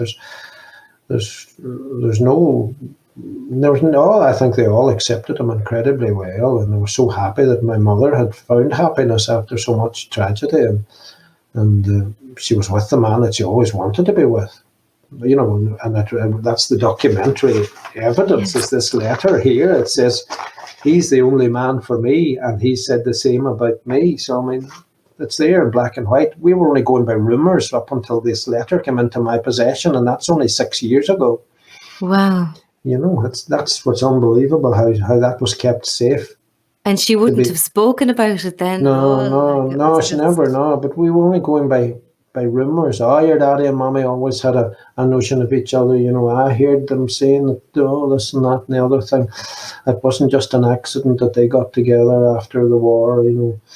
They were always fond. So, but this was the proof at last, after 80 years, into my hands. The hair was standing up at the back of my neck. I couldn't believe it. What was her name, her mother's friend? Mary Crampsey, Crampsey, I think, Crampsey. Wow.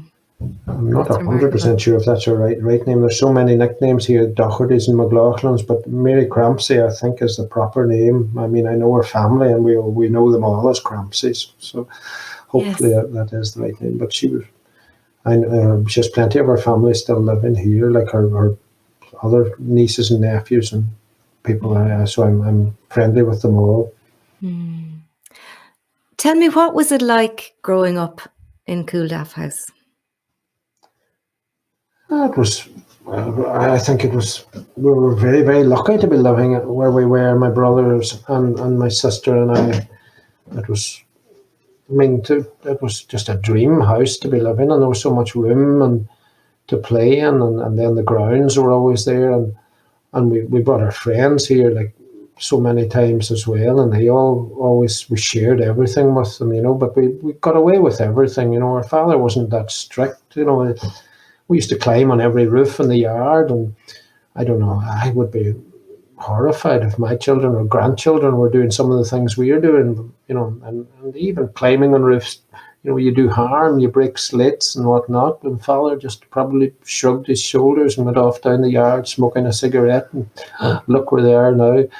They seemed to, but we got away with it. And I know lots of our friends our age that played with us as children and have good memories of it as well, and they were never kept back, and the same thing happened when my children were growing up here as well.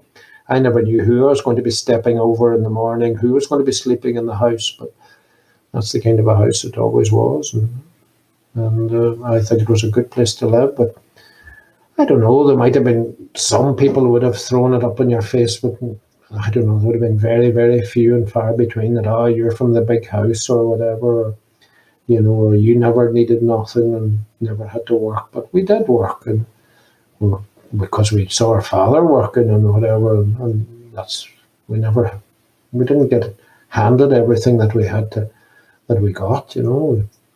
Yes. And you were born in 1952. That's right. And the 1950s were economically a very difficult Very time. peaceful. Very peaceful politically. Yeah.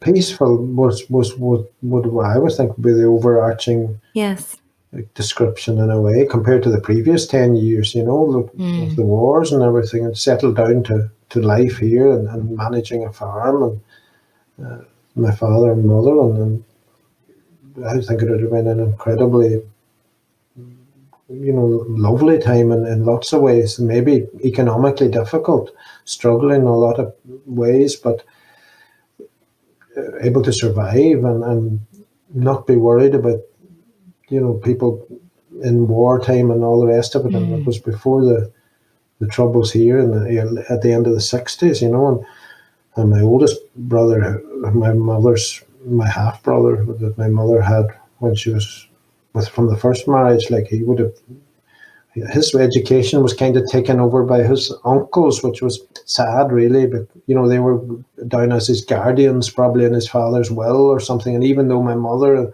was here, he had to go away to boarding school when he was only 9 years of age, and I always felt, what a terrible thing to do to any wee boy. Like, he went to Portora Royal School in Enniskillen, and really only got home at holidays, Easter and summer and Christmas, and I just thought that was so traumatic for him. And then after he was finished there, he went to England to boarding school, and he might have been home for a year or two after that, and then he went to Australia for 2.5 years, and he learned all kinds of modern farming practices there, and he came back to revolutionise the farm here in 1967 and built new silage pits and bought Shirley cattle, and first in Donegal, and they were pedigree cattle that he bought in France, unseen, but he and 2 other farmers bought 6 heifers between them, and his heifers arrived 3 days after his funeral. He was killed in 1968, so that was very sad for my mother and for the rest of the family as well. And I was so proud of him and so envious of him, all the things he was doing on the farm, like he was buying bigger tractors and bigger machinery, and all that was just so I made me so happy. Like, that's all was in my head, was to be driving a tractor and stuff. But as I say, I was 16 then, and when he was killed, my father was quite a good age, so I pulled out of school altogether then. I just came home. I couldn't stay away any longer, so I've kind of been here since. And where did you go to school, George? I went to a full Royal School for just 4.5 years. I went to a wee local national school, which was the Protestant national school, like, actually. And when we were there was only about 13 people on the rolls, or 14, you know. All the classes were in the one room. But it was good. But it was segregated education. And I suppose Rafo was a bit too. There were Catholics there as well. But it was a Protestant school.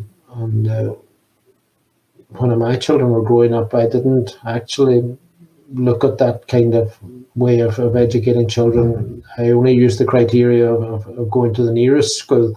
I didn't look whether it was a Catholic, Protestant, or whatever, because I thought they were better growing up with the people they knew, and the people that they grew up with would be their friends. And it was had some difficulties, a wee bit, all right, but they never were bullied or anything because of it, that they were different or anything, you know. And I just felt Stanley didn't get the opportunity much, my oldest half brother, because he didn't know so many of his peers in Culdaff, because he was away at school so much, and was only just getting to know them again when he came back from Australia, and had made very, very good friends. And he was an incredible entrepreneurial young man of 24, 25, and he was chairman of the local development committee and whatnot in the village, and had all kinds of plans for making the village better, and tourism and all the other things. And then, just as I say, like so many others, just tragically snuffed out in a car accident. But that was a bad blow to the family at that time. Blow, gosh. And when you were, I suppose, in school, you know, you mentioned, you know, you went to the Protestant school in Rafo, and what were relations like between Catholics and Protestants in the 1950s and the 1960s around where you were? I would have never noticed any difference in the 50s and 60s, really. Very rare occasion, somebody would have shouted some obscenity at you, you know, and you'd shrug it off, and you wouldn't even have understood it, really, what it meant. But I didn't notice anything at all, so I would have counted my local Catholic neighbours as my best friends by far, you know, and the others, maybe at school, were good friends too, of course, but you didn't spend as much time with them as you did with your other neighbours in later life as well, and I would count them all as my best friends. And do you think a lot of that, I suppose, the farming community end of it, do you know what I mean? That everybody is farming in the same community. That's Was right. that a big influence on that, you know, that was sort of to the forefront of people's mind, as opposed to who was Catholic and who was Protestant, maybe? I suppose a little bit of that, and they tended to feel that the Protestants had the bigger farms and so on, you know, but perhaps that's evolved now into maybe the farming or land actually can nearly be considered a liability in some cases, unless you're in a very, very lucrative type of milk production or something like that. You know, to try and earn a living off land is not easy by any means, and probably a trade or as a profession, you could become far more successful. It wouldn't be just being a landowner might not make you that much different from other people, you know, as far as wealth's concerned. In some ways, land's only valuable to you when you sell it, and nobody wants to sell it in a way. Like, but it's another way of looking at it, I suppose. But I didn't feel much animosity towards me because of that, and I don't want it to be any either way. Yes. Well, people, I suppose, communities farmed together, didn't they, and coexisted and helped each other out. And that's just something we should have spoke about. Like, the thrashing was a big thing here on the farm. Like, and there would be men. Like, as soon as the mill would start, it would be always a recognisable noise, the big thrashing mill, you know. And to look around, you just see men coming over ditches in all directions. Wow. Yeah. Carrying a pitchfork with them. They'd bring their own fork, you know, and But you wouldn't know why they were there, and they would say, "Oh, sure, that's because I got the len of the potato planter, or I got the len of something," and and they were paying them back that way. And they did get implements to share whenever it was springtime, and that we might have had a harrow or a plough that somebody else didn't have, and sure they were. You wouldn't know where it was the half of the time who had it. It was being lent all around the place. And that was the way people paid it back. And then they all came in for dinner. Then I remember 12 big men around the kitchen table. We have a great big kitchen table, can seat 12 men, and a massive pot of stew on the range. And some of the maids that time who treated us like their own children, and dishing out them big plates of stew. And it's just great in the chat around the table. Incredible. And were you farming? So from the time you left school, then as a teenager, you've been farming since then. Very much so. I would have been involved in Stanley, the man who got killed. He had started to drain fields and whatnot. He had 20 acres of drains that were only half started to be completed, and that was a big task to do all that, and then plough it, and then grow barley and the silage. It was a completely new crop to my father. We had to do that for years as well. My older brother, Des, who is now deceased sadly, he was following a naval career. My half-brother had brought him to England to introduce him to naval college. It was the Merchant Navy and all, and got him a place there. So he had to finish school and do his leaving and then go away to the Navy. And my younger brother was at Agricultural College in Gerteen in County Tipperary, but he did a little bit of work with the department and kind of agriculture and inspecting things and stuff like that. So they were kind of having their own careers, and I was kind of going to be on the farm, it looked like, but gradually their careers didn't progress, and they found their way back onto the farm as well. And we were an incredibly good team together, the three of us. My older brother, Des, was one of the best judges of cattle that I think ever looked at a bullock. And he won a first prize in the RDS in Dublin, and I think it was 1974 maybe, or something like that, with a bullock. And it was unheard of that somebody could come down from the north of Donegal and win this prize. In fact, there were judges and people on the committee in the Royal Dublin Society in Dublin who actually would phone up my father and mother and say, "Look, are you sure this bullock's good enough? It's a very high quality show, and you've no point in coming down here." Like Mrs. Slasinger and Mrs. So-and-so and all that, they have a very good herd, and you really need to be top quality to come down here. And there was another man Daddy used to be very friendly with, who was an incredibly good judge of cattle. He was from Omagh, Walter Short, and Daddy happened to say to him, "Look, these people are thinking we shouldn't bring this bullock, they mightn't be good enough." And Walter said to my father, he says, "Bring the bullock, and he's not only good enough for Dublin, but he's going to win Dublin." So he knew. And so he did. And that was an achievement. That was my brother, like Des, that bought that bullock and decided he was good enough to be in Dublin, and so he was. But then gradually, as the three brothers, there wasn't enough living on the farm for three brothers, and I suppose in the late 80s and 90s we kind of came to that conclusion, and Des went off to do more fishing and stuff, and Johnny did other things as well. So it ended up just really me here in the house at that time then, So here yet. I'm sure it was a lovely to have the three of you there, and to have the house, everything so active around you. And it was, my mother and father were still living here right up until, I suppose, what time did they die? Something mid-80s anyway. My mother first, she was only 65, and my father was 78. There were 10-year gap in them anyway.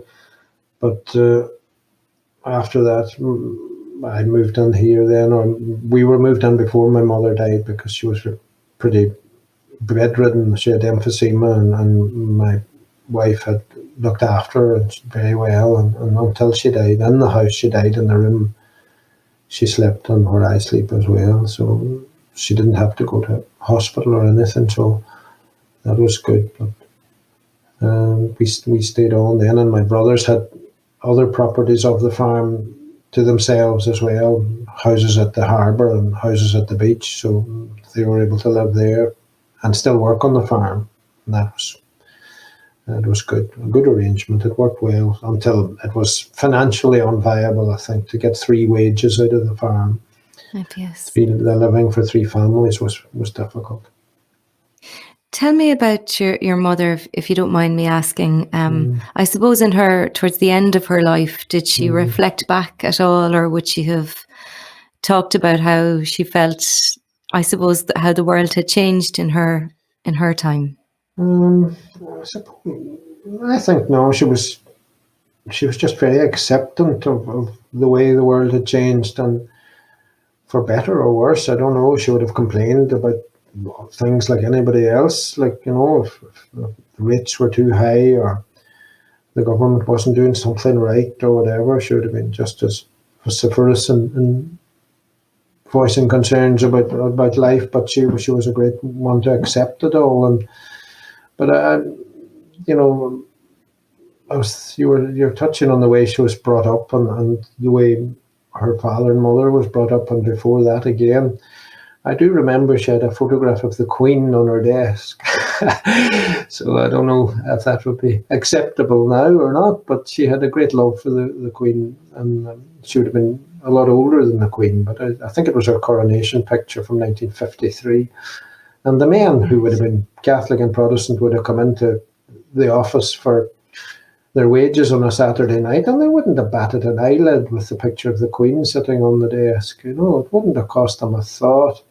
There's some great stories about the men, they would come in on 5 or 6 of them on a Saturday night for their wages, and she got a tape recorder for the first time. Borrowed it off her sister, I think, who had one, a battery-operated reel-to-reel tape recorder, and she got them all to do party pieces for her when they were in getting their wages, like sing a song or do a recitation or something. So I'd very much love to see if we could resurrect those tapes and get them onto a cassette or some other kind of a CD now, because they'd be worth listening to. But that's fantastic. I remember the last one to come up the stairs or something was getting very impatient as to get his wages and get home. He didn't know what the others were doing. But they were singing up in the office in front of the Queen and my mother. That would have been, as I say, there would have been one Protestant and probably 5 or 6 Catholics in the group, and wouldn't bat an eyelid. And I'm sure they wouldn't have even talked about it that night or any time to their neighbours. Oh, there's a photo of the Queen on her desk. Wouldn't have batted an eyelid. And how do you think your mother would have, I suppose, how would she, I suppose it's a kind of a dual identity in some ways. How do you think she would have identified herself in that context? Do you know what I mean? Having been born and raised, you know what I mean? I think, like myself, probably more so me now, having another generation further on, but she would have regarded herself as Irish and a Donegal woman very much. Mm-hmm. Mm-hmm. And that's what I regard myself. I'm very proud to live in a secular, pluralist, hard-working, inclusive society that don't have an identity crisis that people in Northern Ireland seem to have to grapple with all the time. So they can't even share a lamppost. It belongs to neither, but it gives light to both. They all have to put a flag on it, their own flag for some reason. I don't know what's wrong. I just don't seem to be able to move on. And that's what my mother had done, I think, moved on a lot. And I hope the next generation has taken another big step, moving on. Like, as I said, I drove a truck. Well, that was another part of it. My life was that I was involved in transport, like along with the farming, to subsidise the farming. I took outside work. I had a truck of my own, a cattle lorry in the 70s, but later drove trucks for other people. So I was all over Europe and driving trucks and to try and subsidise the income on the farm. But I used the analogy the other day that when I was driving all over Europe and lost in every city in Europe, from Strasbourg to Barcelona to Marseille to Frankfurt, wherever, but I never could change where I started the journey from, ever. But at any time on the journey, I could put on my indicator and change where I ended up. So that's the way I look at life too. And my mother did that as well. So you can never change where you come from. That's one thing that's impossible. So don't frown upon it or don't regret it. I don't think we should regret it anyway, because you can't change it. And the present generation can never be blamed for the wrongs or rights of the past unless they perpetuate them wrongs. And that's the way I look at it anyway. But you must, like the journey on the road, you have to respect other road users. That's why you need to use your indicator. There's a lot of other people using that road too, the road of life. And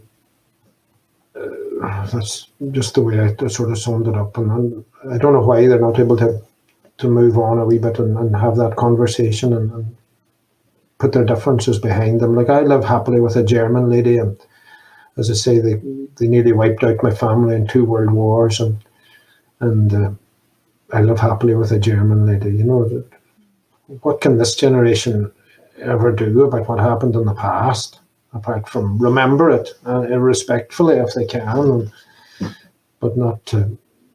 I don't think we should commemorate.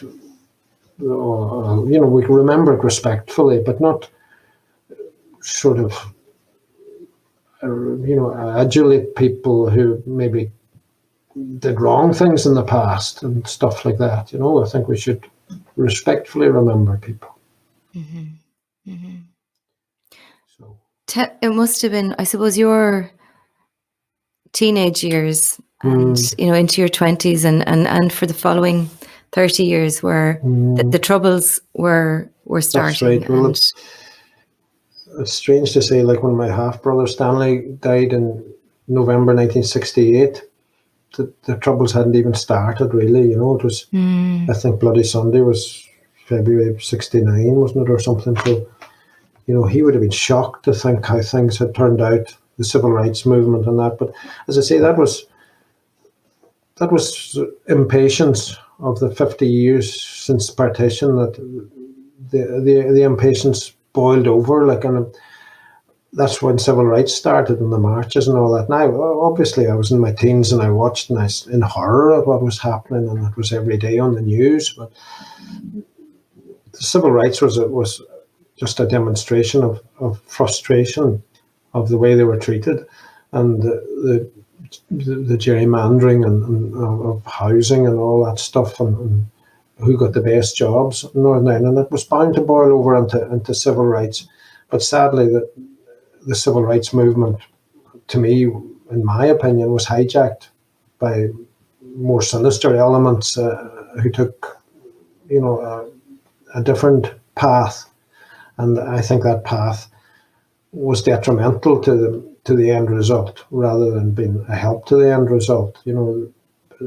Hopefully, well, I think that's the way it would have progressed. It would have been further on now if it had been left to do it in a democratic way rather than through violence, because violence just bred more violence, and there's too many sores and open wounds. They're still open, those wounds. And I know the kind of man I am, that I couldn't, it would be very hard for me to accept if my brother was killed violently, say, working on the farm, just because he was what he was. I couldn't accept that, and I would be afraid that I would retaliate, like so many did, and I would take from that man who took the same thing he took from my brother. I would find him and I would do that. That's something that I would find difficult to suppress, but that's what happened in the North, and I still think that there was not one person was one bit better off by taking a human life. It didn't make their life any better or anybody else's life any better. So it's a flowery way of putting it, but it didn't happen that way, but we had an incredible peace process in the last 25 years. The Good Friday Agreement, like, it's internationally recognized worldwide as one of the best documents that was ever put together internationally, and is used as an example all over the world. And I think it was an incredible piece of work, and to think that it would be threatened in any way, which it actually is being threatened at the moment, because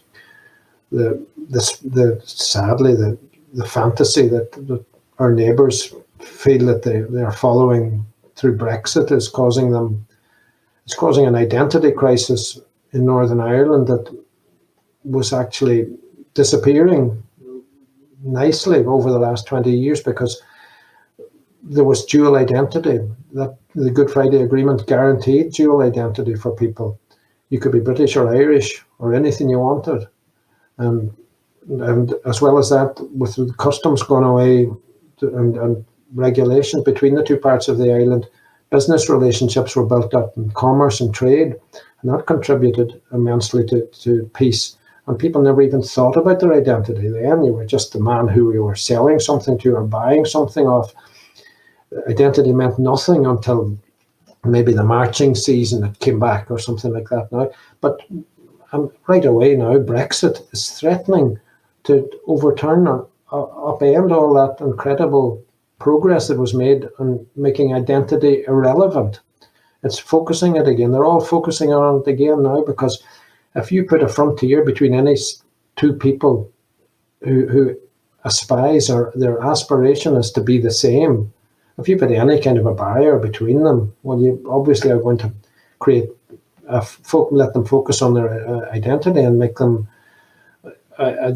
feel animosity towards people who threaten that identity. And that's what's happening certainly if they ever try to put any border in the island of Ireland or Ireland, it makes people refocus on that identity, which was irrelevant for so long.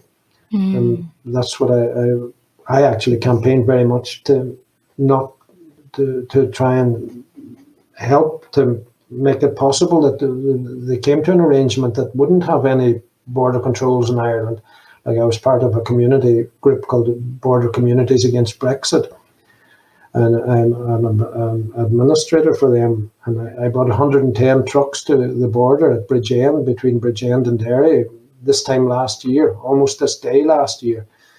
And there was two roundabouts, one in Donegal and one in Derry, and it lent itself very, very easily to a peaceful protest. And we had it filmed and with drones and everything, and we were showing what an open border looked like.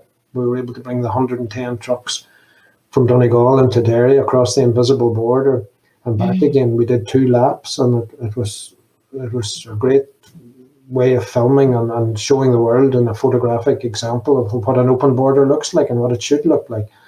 And thankfully, the Northern Ireland Protocol guaranteed that we wouldn't have any checks or anything at that border. So unfortunately, that means that we do have to have checks at Larne and Belfast, which is now causing an awful lot of consternation on the unionist people in Northern Ireland, because they feel it's threatening the union with the United Kingdom. And of course, it does make them a little bit different through some various regulations and stuff, but the fact is that particular inconvenience is 1,000,000 times less likely to cause trouble than the inconvenience of a border in the island of Ireland. And that's trying not to weaponize that border, but just stating an actual fact, a reality. The mildest way you can put it is it causes people to focus on their identity again. And if there's a check at Larne or Belfast, well, who's going to get angry? It's going to be people who want to be British angry with British people.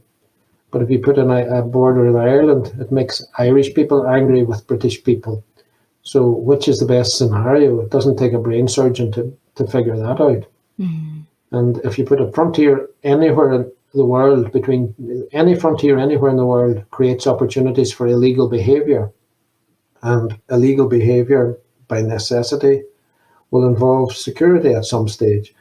So that's from then on. It's a downhill slope. It's a slippery slope, and back to the past. Once you would involve security at the border, so it's the one thing that we desperately don't want.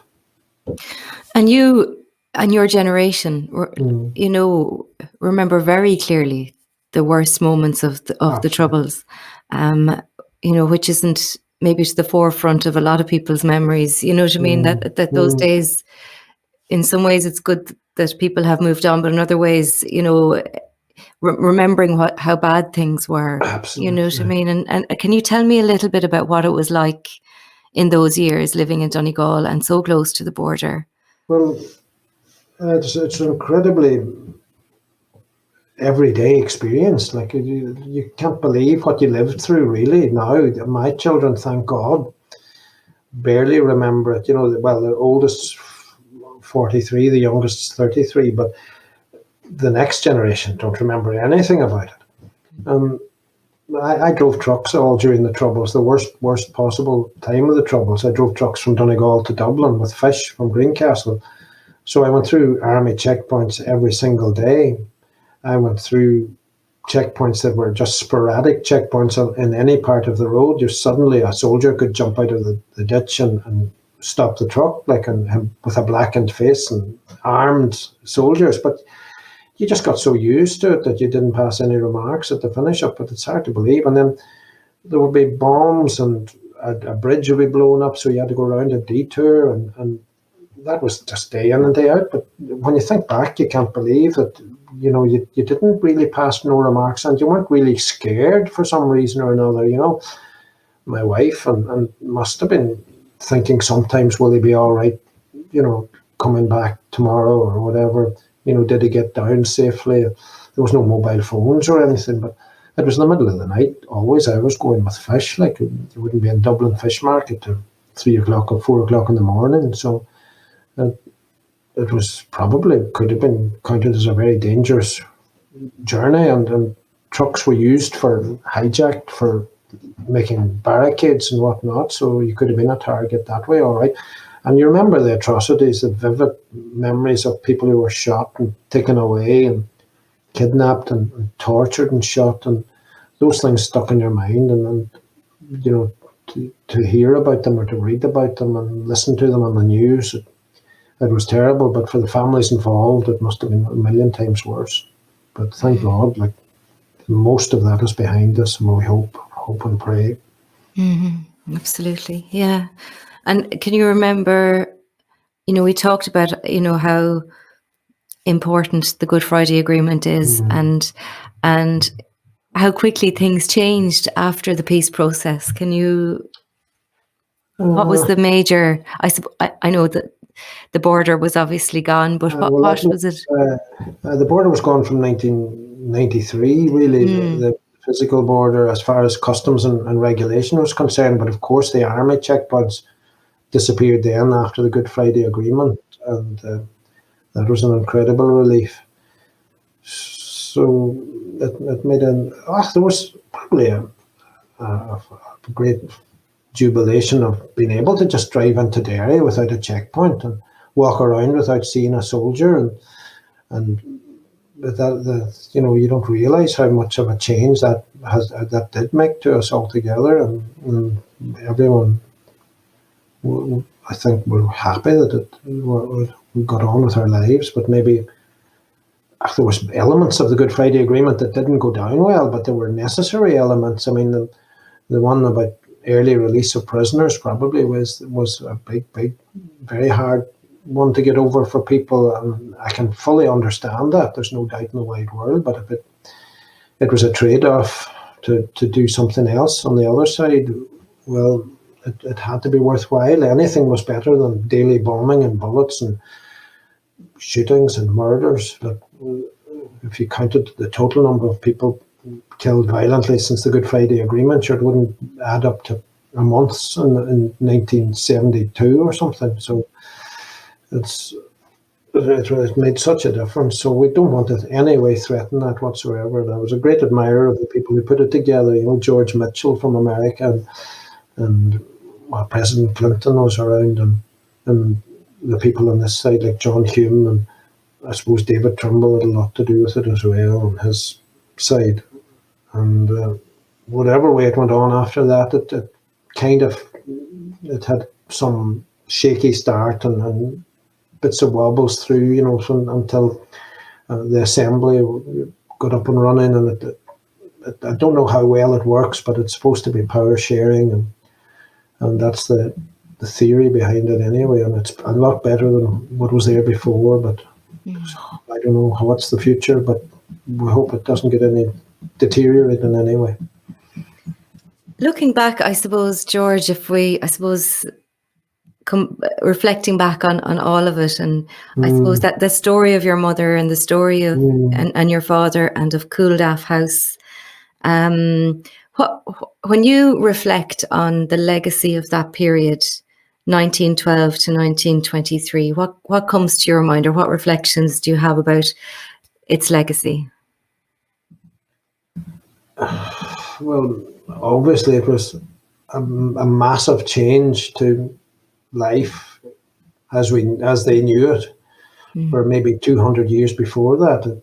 A total, utter, and complete change of the way they lived and the society that they lived in, which gradually changed. It was the change was made, but the acceptance of the change probably took another 20 years at least, to wind down the old structures, and the new structures had to take their place. And I would say that's the memories that I would have of my mother and father adjusting to that in a way. My mother is certainly, especially from what she would have grown up as, and having to change the way she, but accepting that change very much, and being part of normal life with people and mixing with people that she would have never, the previous generation, maybe the previous 4 or 5 generations never would have even heard of or mixed or knew even, So that's what I imagine it would have been like anyway, not having been there myself. I know. Yeah.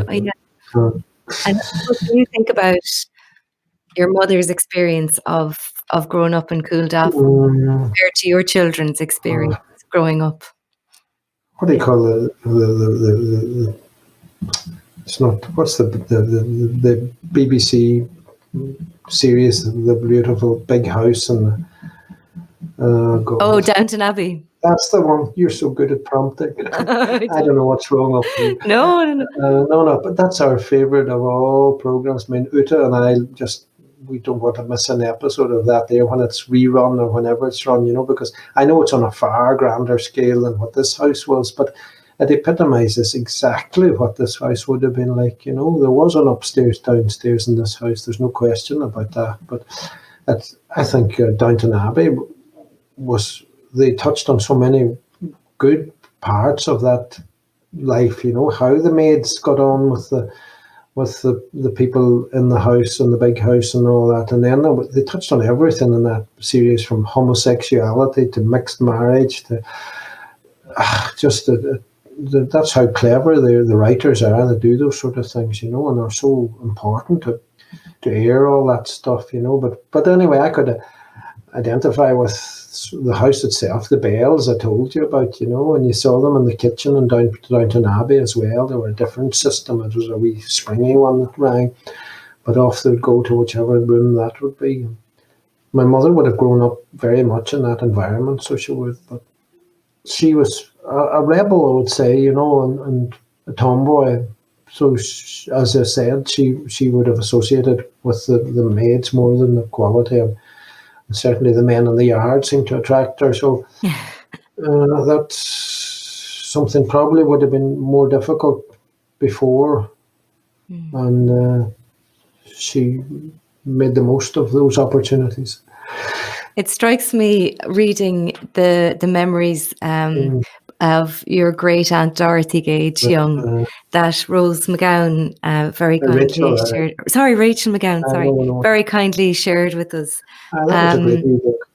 Yeah, and like that, I think I suppose in so many ways what struck me about it was that Downton Abbey sort of, description of the 1910s and hazy summers and huts down at the beach and Absolutely. I think friends. there's a wee bit of poetic license in what she wrote, all right, but it's sort of a snapshot of the general situation, all right, and she must have been a tough lady as well. I mean, her husband was killed as well, after only a few months of marriage as well. He was the only grave that I visited or was able to see, Arthur Samuels, somewhere in Belgium, but it's a snapshot of that type of life, which was never to be repeated again. It would be gone forever after her lifetime and her sister's lifetime. That was her sister-in-law, Amy, that wrote the book 300 Years. How are you feeling about the future of your family in Culdaff House?